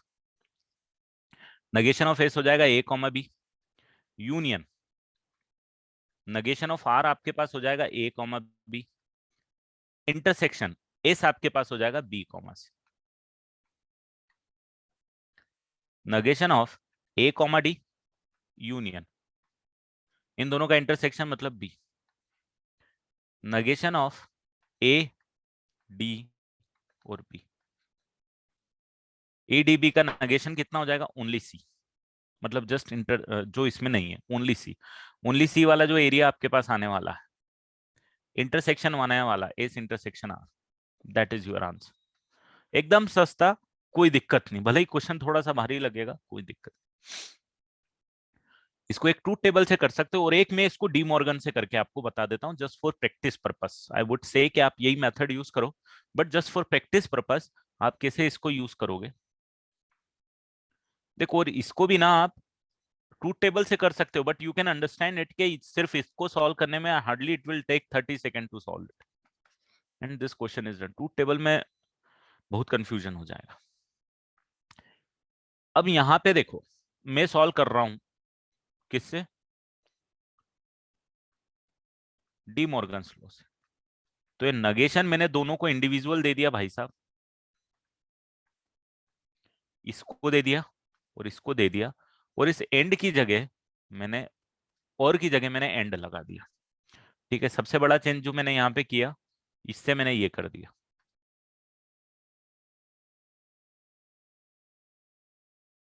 ये तो एबीसीडी तो मैंने डाला ही ना वेन डायग्राम में बेटा, ये ए है, ये बी है, ये सी है और ये डी है। 4 पार्ट में डिवाइड करता है पूरा यूनिवर्सल सेट को, 2 सेट्स, 2 सबसेट एस और आर, पूरे 4 पार्ट में डिवाइड कर दिया। चारों पार्ट को मैंने नाम दे दिया एबीसीडी। प्रोबेबिलिटी में भी हम ऐसे ही कर सकते, पीएनसी में भी सेट से रिलेटेड सारे क्वेश्चन ऐसे ही सॉल्व होते। It doesn't matter, it's your choice यार, कोई फर्क नहीं पड़ता है। मैं इसको नंबर 1, इसको नंबर 2, इसको नंबर 3 और इसको नंबर 4 भी दे सकता हूँ। मेरी टर्मिनोलॉजीज यहाँ पे ए और डी की जगह नंबर 1 और नंबर 4 लिख दूंगा। This is my terminologies, that's all, nothing else. 3 का सेट आया तो भी तो ऐसे सॉल्व होता ही है ना, A B C D E F G H 8 part में डिवाइड हो जाएगा। A B C D E F G H 8 part में डिवाइड हो जाएगा, और आप इसी तरीके से सॉल्व भी कर सकते हो उसको, 3 सेट्स को भी काम कर सकते हो। यूनियन इंटरसेक्शन निकालना आपको आता ही, कॉमन एरिया कौन सा है क्या है। It won't matter, that is our terminologies. यहाँ पे मैं ये जो दे रहा हूँ ना बेटा, ए बी सी डी, ये तो मैंने लाइन से दे दिया। मैं इसको 1 2 3 4 भी दे सकता हूँ, एक्स वाई एम और एन भी दे सकता हूँ, मेरी मर्जी, जो देना है दे दो।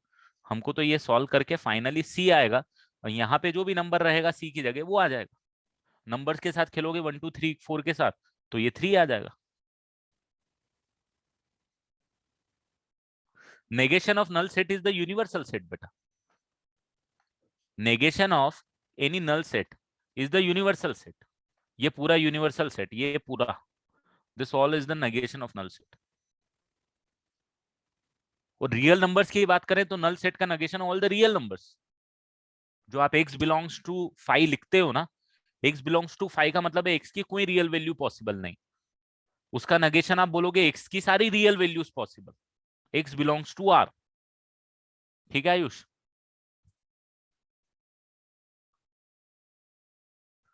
तो यहाँ पे अपन ध्यान देते हैं इस वाली मेथड से, जो मैं आपको कंटिन्यूस यहाँ पे रख रहा था कि डी मॉर्गन से कैसे करना है। Negation of S is S, right. अगर किसी सेट का नेगेशन लिया है, वापस से उसका नेगेशन लिया है, तो वो एज इट इज आ जाएगा। अब ये जो है इसको भी मैं अलग अलग ब्रेक कर देता हूँ भाई साहब। मतलब इस पे वर्कआउट करके मैंने इसको ये कर दिया, क्योंकि ये नेगेशन को मैंने दोनों साइड ब्रेक कर दिया। डी मॉर्गन अगेन, ठीक है। अब इसको कैलकुलेट कर देता हूं, तो S negation as it is, इसकी वैल्यू हो जाएगी आपके पास आर और नॉट एस। बोला आयुष। सर ये वेन डायग्राम से सर आपने पहले नेगेशन ऑफ एस किया, फिर बाद में यूनियन ऑफ, फिर जो भी क्वेश्चन में दिया है, लेकिन आपने बाहर वापस नेगेशन वाला सिंबल क्यों डाला? नहीं, ये तो है ही ना, तेरे को निकालना ही तो वही है, देख, negation of this statement you have to find oh out. अच्छा अच्छा, यस यस यस यस, हाँ ओके, हाँ हाँ, ठीक। ठीक है। अपन ने सेट्स पढ़ा नहीं तो मैं आपको बताता कि ये जो इंटरसेक्शन है डिस्ट्रीब्यूटिव होता है दोनों में, मतलब यू कैन राइट इट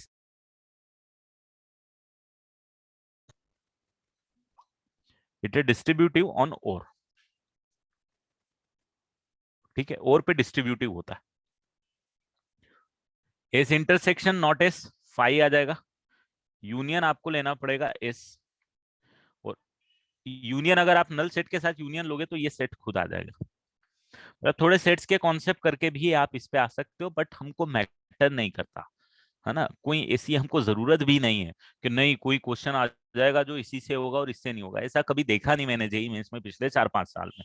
तो डोंट वरी अबाउट इट, ये सेट्स का तो आपका काम हो जाएगा।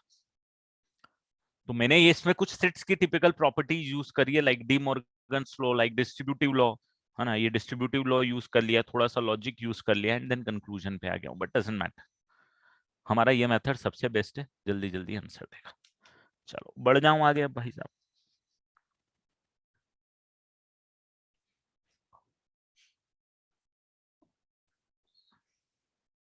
चलो अब मैं आगे बढ़ता हूं।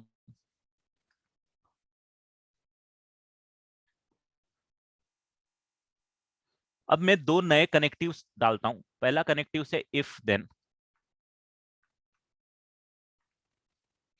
And if and only if. This are 2 connectives. If and then का रिप्रेजेंटेशन होता है P। इसको मैं पढ़ूंगा if P then Q, if P then Q। तुमने 3 सेट्स का काम 3 सेट्स पे काम नहीं किया है क्या अभी तक? 3 सेट्स पे काम किया है क्या आपने पीएनसी प्रोबेबिलिटी पे?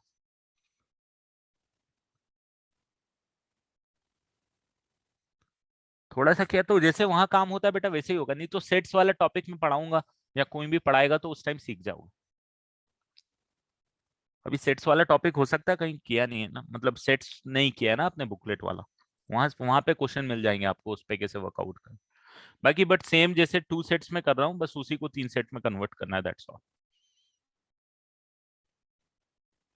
ठीक है, इसका मतलब ये है P if and only if Q, इसको पढ़ूंगा if, sorry not if, P if and only if।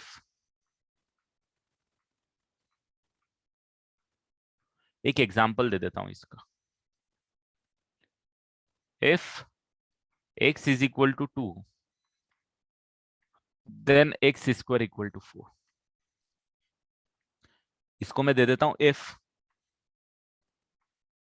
all, sorry not if इसमें पहले कहां से आएगा, इसका एग्जांपल दे देता हूं। all sides of a triangle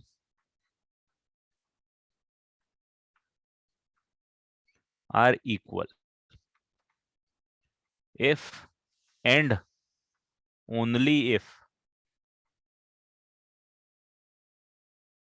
all angles of a triangles are equal।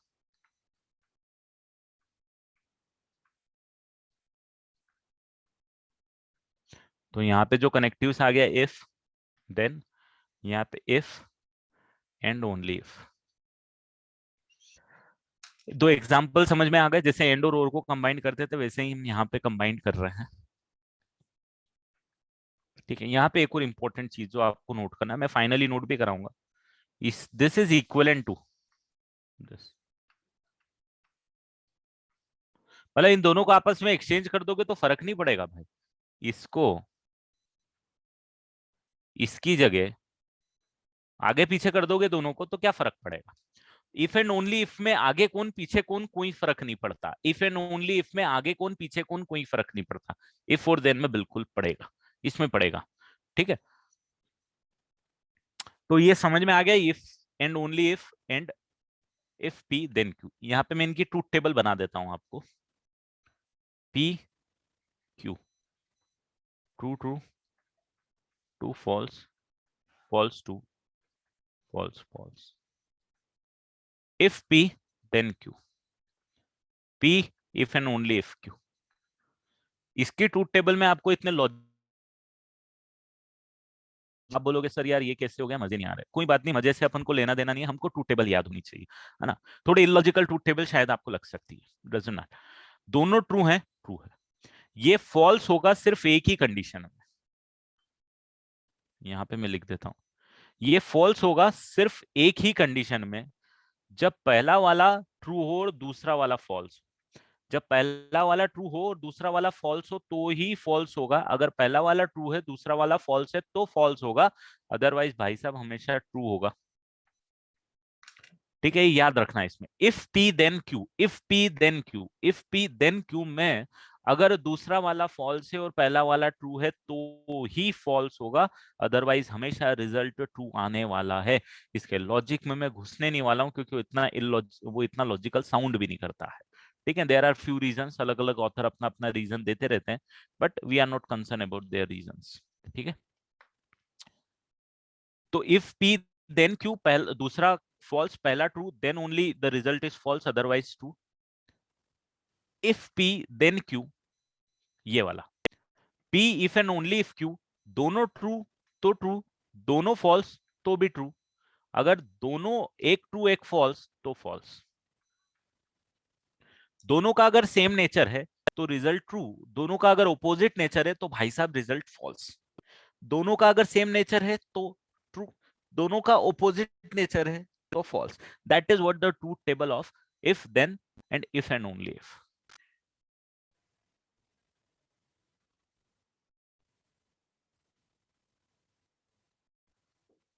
नहीं नहीं, इसका दूसरा फॉल्स पहला ट्रू तो ही फॉल्स होगा, अदरवाइज हमेशा ट्रू होगा। यश, लॉजिक मत कनेक्ट करना, मैंने देखो क्या बोला। लॉजिक अगर तू कनेक्ट करेगा ना तो देखो लॉजिकली, अगर आपको मैं एक एग्जांपल देता हूं, कभी भी आप रियल वर्ड में लिखोगे और कभी भी इफ और देन को आप यूज कर रहे हो तो इफ वाला सेंटेंस कभी आप फॉल्स यूज नहीं करते हो बेटा। मतलब इफ वाला सेंटेंस फॉल्स यूज कर दोगे तो देन वाले का सवाल ही नहीं उठता है। तो दैट्स व्हाई वो एक लॉजिक है कि इफ दिस, तो इफ के बाद वाला सेंटेंस तो ट्रू होगा, देन की बातें करेंगे कि ट्रू है कि फॉल्स है। तो ये पहला वाला सेंटेंस का फॉल्स होना इज नॉट लॉजिकल एक्चुअली, तो उसका रिजल्ट उन्होंने ट्रू ट्रू दे दिया जो भी सोच के दिया है, फिर तो ठीक है, अपन को उसमें नहीं जाना। पहला वाला ट्रू दूसरा वाला फॉल्स तो फॉल्स, पहला वाला ट्रू दूसरा वाला फॉल्स तो false. If and only if में दोनों का सेम नेचर ट्रू, दोनों का ऑपोजिट नेचर फॉल्स। करेक्ट, ये आ गया समझ में सबको?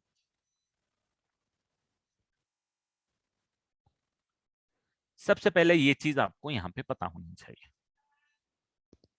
तो यहां पे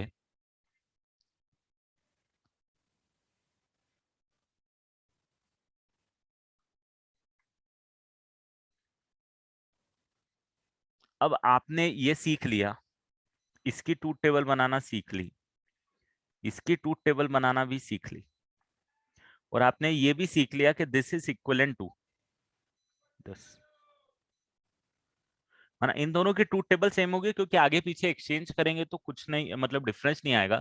और this is also equivalent to if P then Q, ध्यान देना, and if Q then P.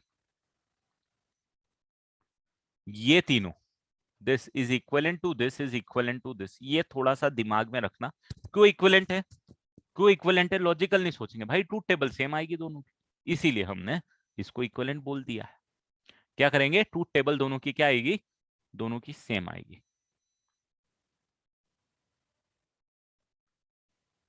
ये एक चीज आपको याद रखनी है जो कहीं कहीं यूज आ जाएगी। अब आपने जो अभी तक देखा था इन दोनों के अलावा, और आपने क्या देखा? इन दोनों के अलावा देखा आपने पी एंड क्यू, पी और क्यू, ये कनेक्टिव्स देखे आपने, पहला, दूसरा, तीसरा और ये चौथा, ये चार कनेक्टिव्स। इन चारों कनेक्टिव के नेगेशन आपको आने चाहिए बेटा। इनके क्या आने चाहिए? नेगेशन, कि नेगेशन ऑफ दिस फॉर्मूला आपको आना चाहिए। मैं लिखाऊंगा लास्ट में, don't worry about it, I am just explaining it right now here. Negation of this आपको याद होना चाहिए, जो कि आप ऑलरेडी याद कर चुके हो। कैसे? किससे? डी मॉर्गन लॉ से। ये ओपोजिट हो जाएगा, ये ओपोजिट हो जाएगा। ये दो के नेगेशन आप याद रख कर चुके हो। अब जो नेगेशन आपको याद रखना है वो इसका और इसका याद रखना है। तो नेगेशन ऑफ दिस, नेगेशन का मतलब आपको पता है कि जस्ट ओपोजिट ट्रूथ टेबल आनी चाहिए। इसका नेगेशन होगा P एंड नॉट Q। ठीक है, ये आपको बहुत इंपॉर्टेंटली याद होना चाहिए। इसका नेगेशन याद होना चाहिए, डायरेक्ट क्वेश्चन आया हुआ, डायरेक्ट फॉर्मूला याद होना चाहिए। दिमाग मत लगाना कि इसका नेगेशन ये क्यों हो गया भाई, हमको नहीं पता क्यों हो गया, मतलब पता है डेफिनेटली ट्रूथ टेबल सेम आएगी, बट वो सोचना नहीं है हमको, हमको ये रट के रखना है, हमको ये लर्न करना है। ठीक है, और negation of P if and only if Q, ये आएगा आपके पास। सबसे पहले तो किसी भी एक में नेगेशन लगा दो, कोई फर्क नहीं पड़ता। या तो ये कर दो, या तो आप इसको सेकंड वाले में नेगेशन लगा दो, तो भी कोई फर्क नहीं पड़ता। आपको लॉजिक थोड़ा सा कनेक्ट कर देता हूं मैं। ये दोनों जब ट्रूथ है तो ट्रू है, दोनों फॉल्स है तो ट्रू है। अगर ये दोनों ट्रूथ है तो ये एक ट्रू और ये फॉल्स और ये ट्रू हो जाएगा, तो दोनों को ऑपोजिट नेचर आ गया तो नेगेशन आ गया, है ना। सिमिलरली अगर यहाँ पे लगाया तो ये फॉल्स हो जाएगा और ये ट्रू हो जाएगा, तो भी ऑपोजिट नेचर आ गया तो नेगेशन आ गया। तो नेगेशन की अंडरस्टैंडिंग इसके लिए बहुत ईजी है, इन दोनों के कॉन्सेप्ट से कि this is equivalent to this. No, equivalent to this, इसमें अगर मैं नेगेशन लगाऊंगा तो इसका नेगेशन आपको पता है, इसका नेगेशन इंडिविजुअल, इसका नेगेशन, और इसकी जगह मैं लिख दूंगा दिस, एंड की जगह यूनियन, और इसका नेगेशन आ जाएगा आपके पास दिस। किसका? इसमें मैंने डी मॉर्गन लॉ बताया, इसमें इंडिविजुअल नेगेशन लगा दिया, पहले वाले का नगेशन ये, दूसरे वाले का नगेशन ये। कौन सा फॉर्मूला यूज किया? ये वाला, ये वाला। और ये जो मैंने यहाँ पे, आपके पास एंड था, एंड की जगह मैंने यहाँ पे कर दिया और। तो इसी फॉर्मूले से मैंने नगेशन भी निकाल दिया।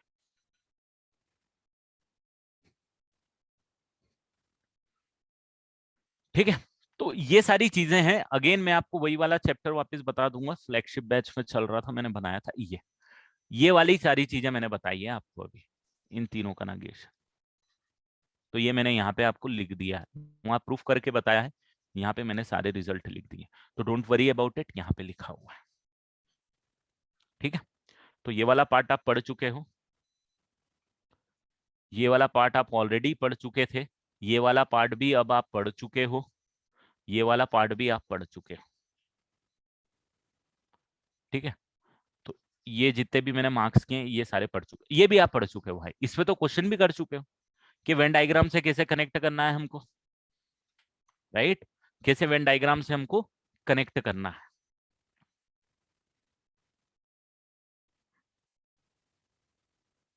एंड और को क्या मानना है, यूनियन मानना है, इंटरसेक्शन मानना है, कॉम्प्लीमेंट किसको मानना है, नगेशन को कॉम्प्लीमेंट, ये भी पढ़ चुके हो। और एक ये टोटोलॉजी, टोटोलॉजी बहुत सिंपल है, फॉल्स ही बहुत सिंपल है। इनका मतलब ये होता है कि जो ट्रूथ टेबल आप बना रहे हो उसमें रिजल्ट हमेशा ट्रू आए।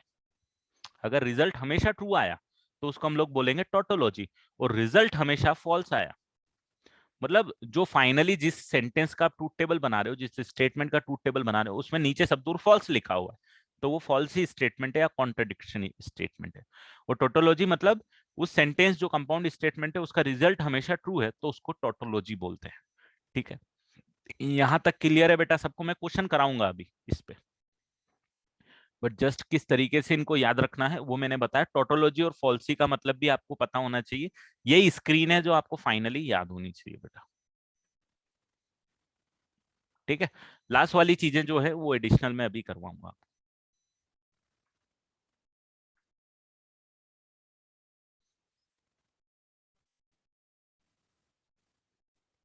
ठीक है, तो ये सारी चीजें मैंने यहाँ पे समझा दी, इनके रीजंस भी दे दिए, वहां पे मैंने लिखा भी दूंगा। अब हम बढ़ते हैं आगे।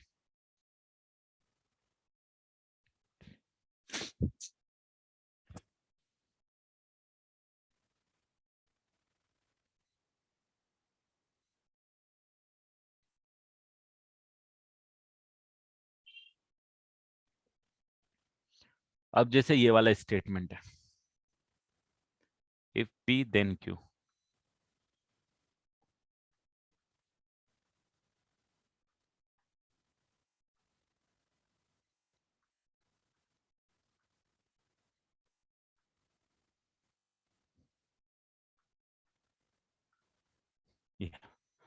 This is equivalent to what?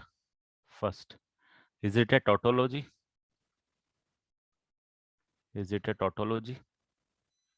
Is it equivalent to this? Is it equivalent to this? और fourth, is it a falsies statement? तो आपको कुछ नहीं करना है, ट्रूथ टेबल बनाना है। ट्रूथ टेबल आपको याद होनी चाहिए। तो P और Q, true true false false, true false true false. आपको नगेशन ऑफ P की जरूरत है, तो negation of P, false false true true. फिर आपको इफ P देन Q की जरूरत है, इफ P देन Q, तो दोनों ट्रू है तो ट्रू, सेकंड वाला फॉल्स है तो फॉल्स, मतलब सेकंड वाला फॉल्स है और पहला वाला ट्रू है तो फॉल्स, अदरवाइज ट्रू। फिर आपको जरूरत पड़ती है negation of P then Q, तो दिस देन दिस, ये ट्रू, ये भी ट्रू, ये भी ट्रू, ये अकेला फॉल्स। फिर आपको जरूरत पड़ी है negation of P and Q, इसमें Q का, मतलब अब आपको यहाँ पे जरूरत पड़ी है दिस देन दिस, तो दोनों ट्रू है तो ट्रू, ट्रू फॉल्स है तो फॉल्स, दोनों ट्रू है तो ट्रू, दोनों फॉल्स है तो ट्रू। और फाइनली आपको अब जो करना है वो कंबाइंड करना है इसको, if then this, if then this, तो रिजल्ट आपके पास आएगा दोनों ट्रू हैं तो ट्रू, दोनों फॉल्स हैं तो ट्रू, दोनों ट्रू हैं तो ट्रू, दोनों ट्रू हैं तो true. Very good, it's a tautology. आया क्या समझ में? मतलब बहुत फंडा सिंपल है, कुछ भी कॉम्प्लिकेटेड नहीं। कुछ क्वेश्चन कभी कॉम्प्लिकेटेड आ गया तो वो मैं आपको भी बताता हूँ, जो जिस तरीके से मतलब ये ट्रूथ टेबल पे काम कर जाएगा, टिपिकल इफ और देन के ट्रूथ टेबल पे।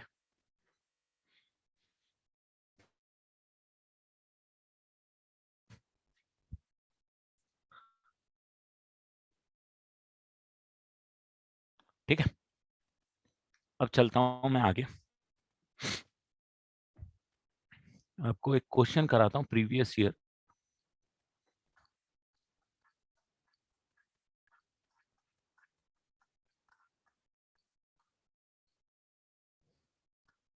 ये वाला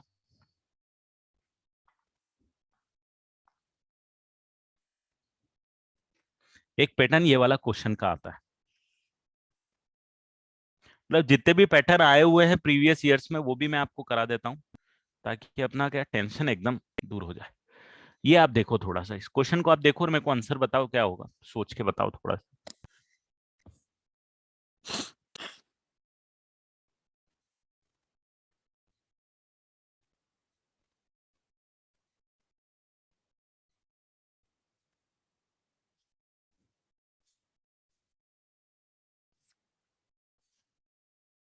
थोड़ा सोच के बताओ इसका आंसर क्या होगा, क्योंकि एक पैटर्न ये भी पूछा जा सकता, पूछा जाता है। हाँ, दिमाग नहीं लगाना है कुछ भी इसमें, है ना? जो मैंने बताया है उसी से करना है बेटा। दिमाग मत लगाना कुछ भी, अगर दिमाग लगा रहे हो तो गलत करने के चांसेस बन जाएंगे। हमको मैथमेटिकल रीजनिंग का कॉन्सेप्ट ही इसीलिए दिया गया है कि दिमाग ना लगाएं, डायरेक्ट कर पाए। तो ये सेंटेंस किस टाइप का है? ये सेंटेंस है इफ देन, ये है P, I become a teacher, this is Q, I will open a school. तो मैं बोल सकता हूं कि मेरे को ये वाला स्टेटमेंट दिया हुआ है भाई साहब, और ये जो पी स्टेटमेंट है ये लिखा हुआ है I become a teacher.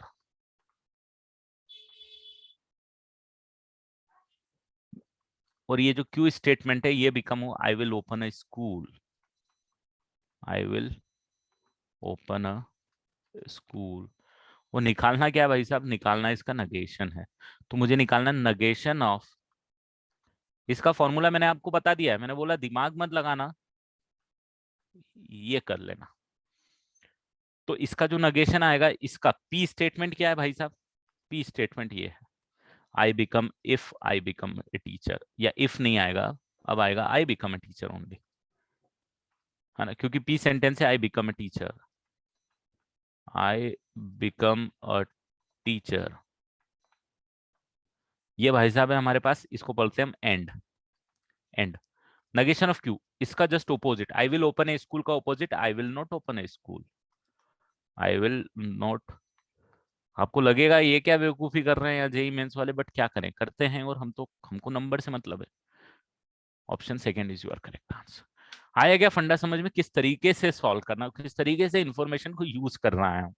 Mainly जो फंडा है इसमें वो यहाँ पे इन्वॉल्व है, ये formula. This is how you have to connect with the formulas जो मैं आपको देने वाला हूं, जो मैंने आपको स्क्रीन दिखाई थी, राइट? वो वाली फॉर्मूले की स्क्रीन। क्लियर है ये? एक और क्वेश्चन करा देता हूं चलो इस पैटर्न पे। तो कुछ भी नहीं लगाना है, दिमाग ही नहीं लगाना है आपको, बस वो फंडे पता है और उसको आप क्या करो, सॉर्ट आउट कर दो।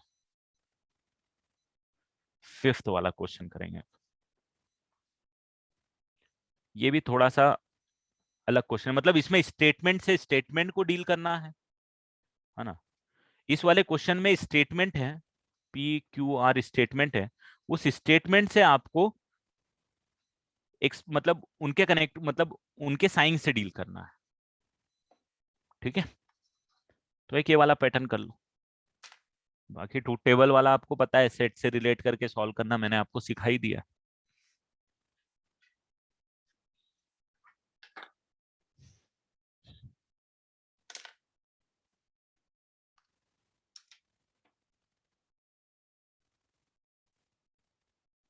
बिल्कुल फटाफट आंसर आ रहा है बेटा, इसके दो आंसर है ना?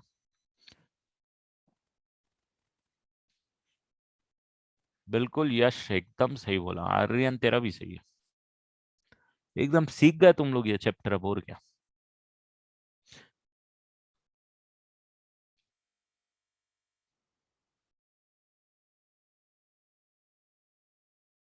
मिहिर एक सही एक गलत है बेटा।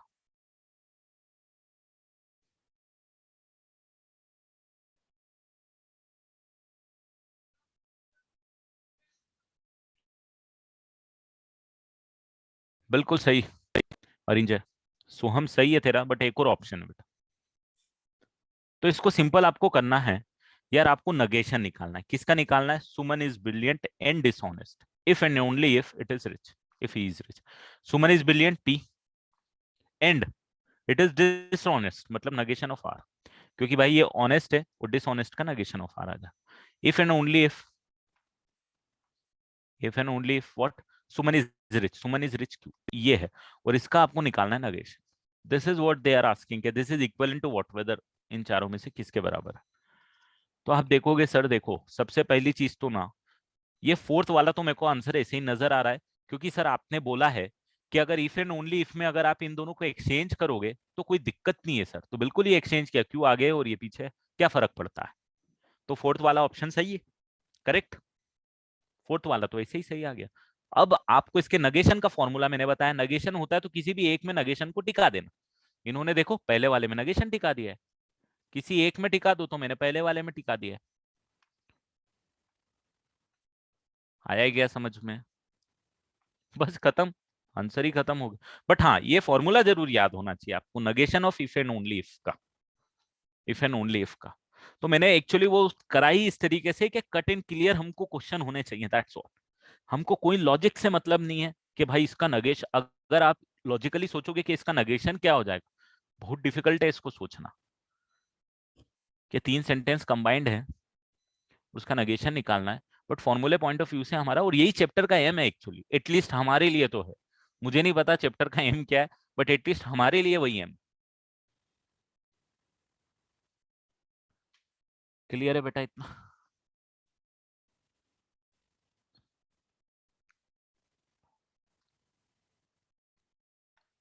लास्ट लास्ट चीज जो इस चैप्टर की है बाकी है हमारे पास, जो अगेन आपको याद ही रखनी है,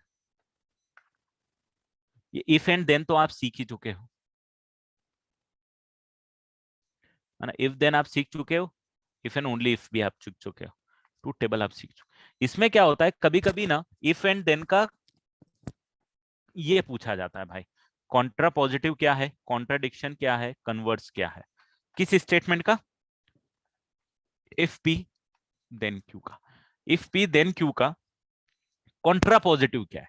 तो इसका कॉन्ट्रा पॉजिटिव आप बोलोगे sir, if not Q then not P is contrapositive.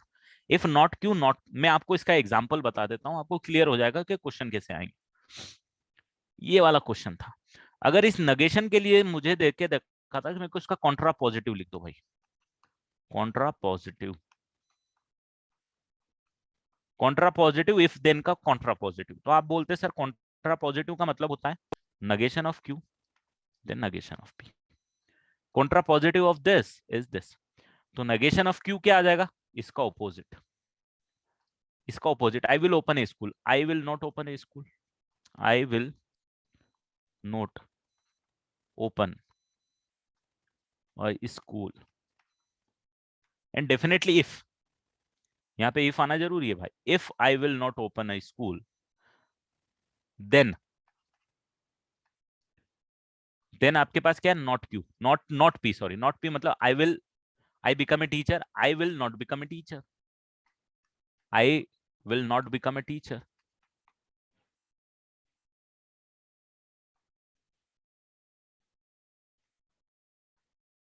तो मैंने दिमाग कुछ नहीं लगाया, मेरे को बस ये पता था भाई कि इस सेंटेंस का कॉन्ट्रा पॉजिटिव स्टेटमेंट ये होता है, ये सेंटेंस इससे रिलेट कर दिया और इसका कॉन्ट्रा पॉजिटिव लिख मारा। मतलब अगेन प्योर फॉर्मूले का एप्लीकेशन, है ना। तो ये भी पूछा जा सकता है कि contrapositive of if and then statement क्या होगा, और इस तरीके से दे दिया तो भाई साहब आपको ये लिखना आना चाहिए। क्लियर है? और इसमें कॉन्ट्रा पॉजिटिव नहीं, आपको रटना पड़ेगा कॉन्ट्राडिक्शन भी और कन्वर्स भी। कन्वर्स का मतलब क्या हो गया? लिखना वही है, आपको ये लिखना आता है, अगर आपको ये पता है तो आप ये लिख सकते हो, अगर आपको ये पता है तो ये लिख सकते हो। लिखना मैंने आपको ये वाला एग्जांपल आपको एक ले ही लिया, जैसे यहाँ पे इसने लेके रखा हुआ है, कॉन्ट्रा पॉजिटिव पूछा है किसका? If Mohan is poet then he is poor. If Mohan is poet, ये पहला sentence P, then he is poor. तो कॉन्ट्रापोजिटिव क्या होता है? कॉन्ट्रापोजिटिव होता है not Q then not P. तो नॉट क्यू मतलब इसका opposite, he is not a poet. If Mohan is not a poet then he is, sorry, if Mohan is not a poor person then he is not a poet. देखो वही आएगा, if Mohan is not poor then he is not a poet. बस खत्म, फॉर्मूले का application, simple, nothing else. Clear है बेटा? कोई डाउट इसमें?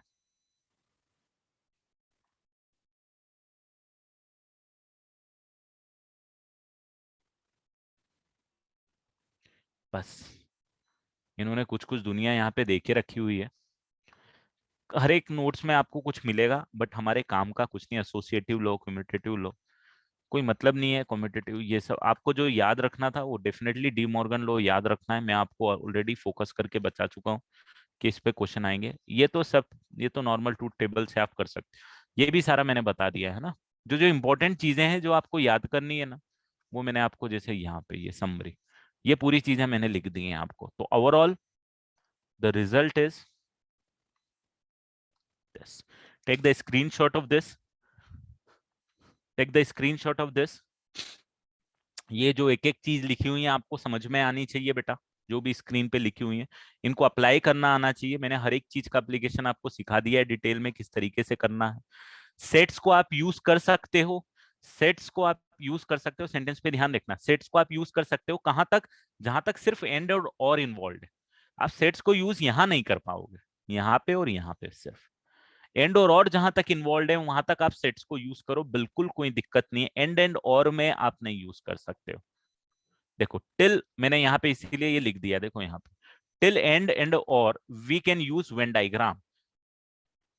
ठीक है, और को यूनियन, एंड को इंटरसेक्शन, नगेशन को कॉम्प्लीमेंट करके यू कैन यूज इट। ठीक है। और यहाँ पे एक और जो छोटी सी सेंटेंस है, बहुत जगह देखने को मिलता है, इसीलिए मैंने बताया, जो कॉन्ट्रा पॉजिटिव का मतलब होता है और जो इफ और देन का मतलब होता है और उसका कॉन्ट्रा पॉजिटिव का मतलब होता है, मतलब इफ और देन का मतलब और उसके कॉन्ट्रा पॉजिटिव का मीनिंग सेम होता है लॉजिकली। हमको मतलब नहीं है, पॉइंट बस दिमाग में रहना चाहिए कहीं जरूरत पड़ा तो। That's all from my and for this chapter. आपको प्रैक्टिस किस चीज से करनी है? तो भाई प्रैक्टिस आपको सिर्फ एक चीज से करनी है, previous year. Don't go with this.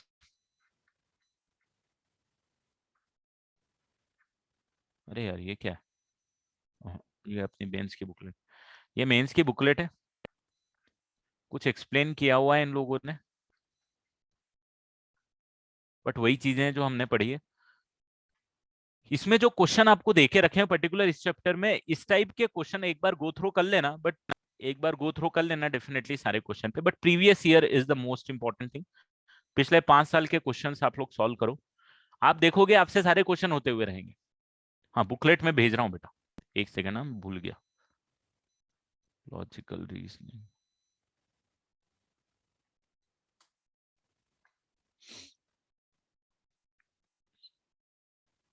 एक सेकेंड।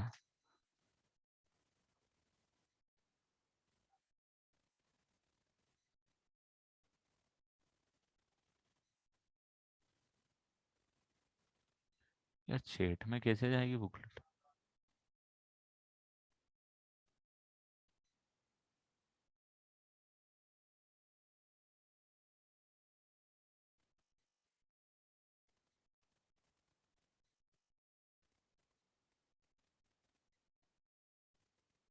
इसको अटैच कैसे कर? हाँ हाँ अटैच का ऑप्शन है। अरे और एक सेकेंड, हाँ मैं अटैच कर रहा हूँ बेटा आपकी चैट बॉक्स।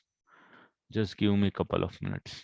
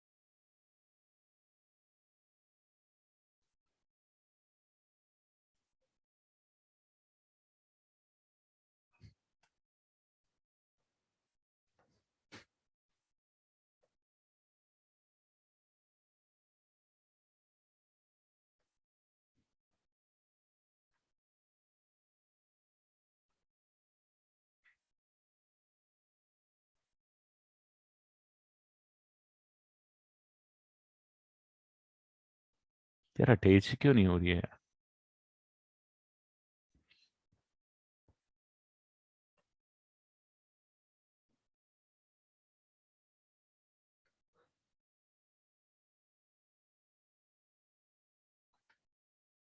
हाँ भैया जा रही है ना?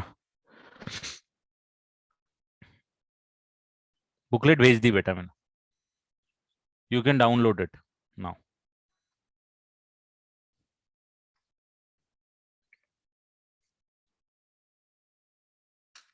तो बस ऐसे ऐसे सारे चैप्टर पढ़ लो, कंटेंट कट टू कट होना चाहिए कि प्रीवियस 5 ईयर में क्या पूछा गया है बेटा। मैंने बुकलेट यहीं भेजी है बेटा, चैट बॉक्स पे ही भेजी है सब। सम सच कोर कुछ नहीं है, प्रीवियस ईयर क्वेश्चन की प्रैक्टिस करो बेटा। वो क्वेश्चन मेरे पास नहीं है, पिछले 4-5 साल के क्वेश्चंस नहीं है सच। नहीं चैट पे आ गया बेटा, सबको भेजा मैंने।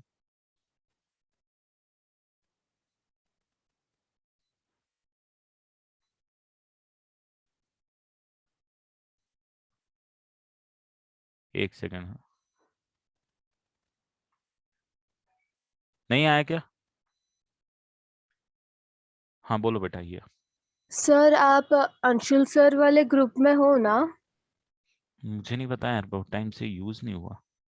सर नहीं तो उस पे सेंड कर दीजिए ना, क्योंकि चैट में आई डोंट थिंक पीडीएफ आता है, like I am not sure. या फिर ऐसा करो, आप लोगों का कोई ग्रुप होगा, मुझे कोई पिंग कर दो, नंबर होगा मेरा शायद किसी के पास, वो लोग भेज दो, मैं उनको भेज दूंगा, आप वो आपके ग्रुप्स में डाल देंगे, जो भी ग्रुप है आपका, बच्चों का ग्रुप होगा ये था। हाँ ये आ गया मेरे पास व्हाट्सएप। भाई किसी का आ गया व्हाट्सएप, उसको भेज देता हूँ मैं, है ना? Okay sir. है ना? वो ग्रुप पे डाल देना भाई, जिसने मुझे पिंग किया है वो डाल देना। अरे क्या हो रहा है?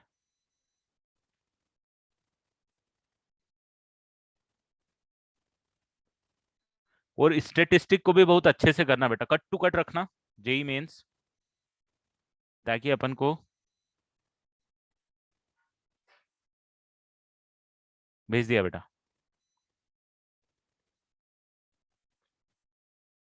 है ना? आपको भेज दिया Neel, you can forward it.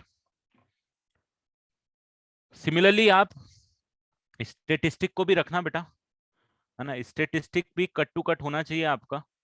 कुछ फॉर्मूलेज हैं जो आपको याद में, आपको एक बार ध्यान दिला देता हूँ।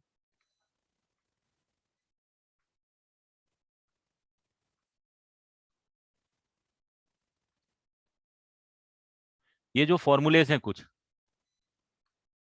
ये वाला, क्योंकि ये वाला फॉर्मूला आपका मेंशन नहीं है उसके अंदर, बुकलेट के अंदर, ये वाले फॉर्मूले, और इस फॉर्मूले का एप्लीकेशन आप अच्छे से कर लेना, ये दोनों चीज स्टैटिस्टिक में। हम मेंस के क्वेश्चन के लिए से प्रीवियस ईयर कर लो और बुकलेट को गो थ्रू कर लो एक बार। बुकलेट में गो थ्रू कर लो, और बाकी ये चैप्टर का तो काम, अगर आपने लेक्चर अच्छे से अटेंड कर लिया तो ये चैप्टर खत्म। इससे ज्यादा कुछ पिछले 5-6 साल से मैंने देखा नहीं है। जो भी अपन ने पढ़ा है उसको एकदम डिटेलिंग पढ़ लिया है, जितना भी पूछते, जितना वो पूछते नहीं उससे भी ज्यादा पढ़ लिया।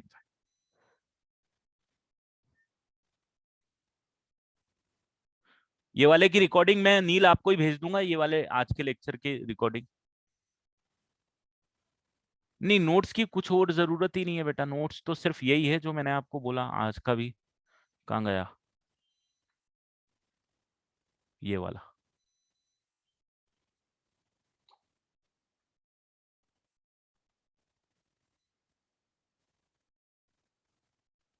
बस यही है आज का ओवरऑल कंटेंट, और इसका एप्लीकेशन हम अच्छा डिटेल में देख चुके हैं, इसके अलावा और कुछ नहीं।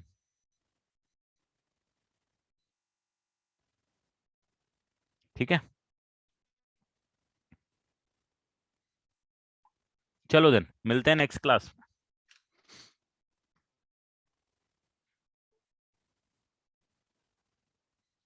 हाँ नहीं, जिसका स्टेटिस्टिक और सेट्स नहीं हुआ डोंट वरी, कुछ ना कुछ उसका सोल्यूशन निकलेगा अभी। मेंस का सिर्फ मेरा ही लेक्चर है क्या अभी तक, और किसी का इस वीक में लेक्चर होगा? हो जाएगा आपका, डोंट वरी अबाउट इट। नहीं हो रहा है तो सेंटर मैनेजर से बोलना, तो मेंस के लेक्चर रखेंगे, डोंट वरी अबाउट इट। होगा, सबका होगा। कल है क्या मेरा?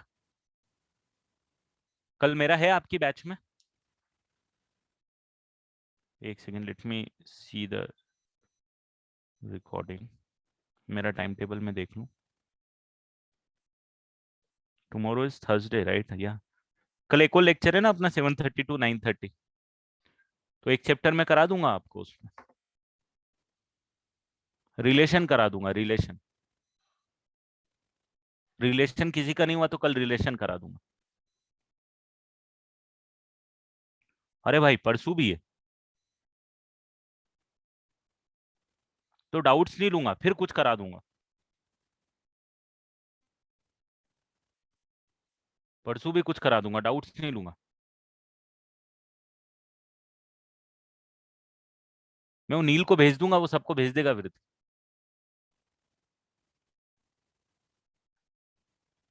ठीक है, चलो then, bye bye, take care everyone, कल मिलते हैं।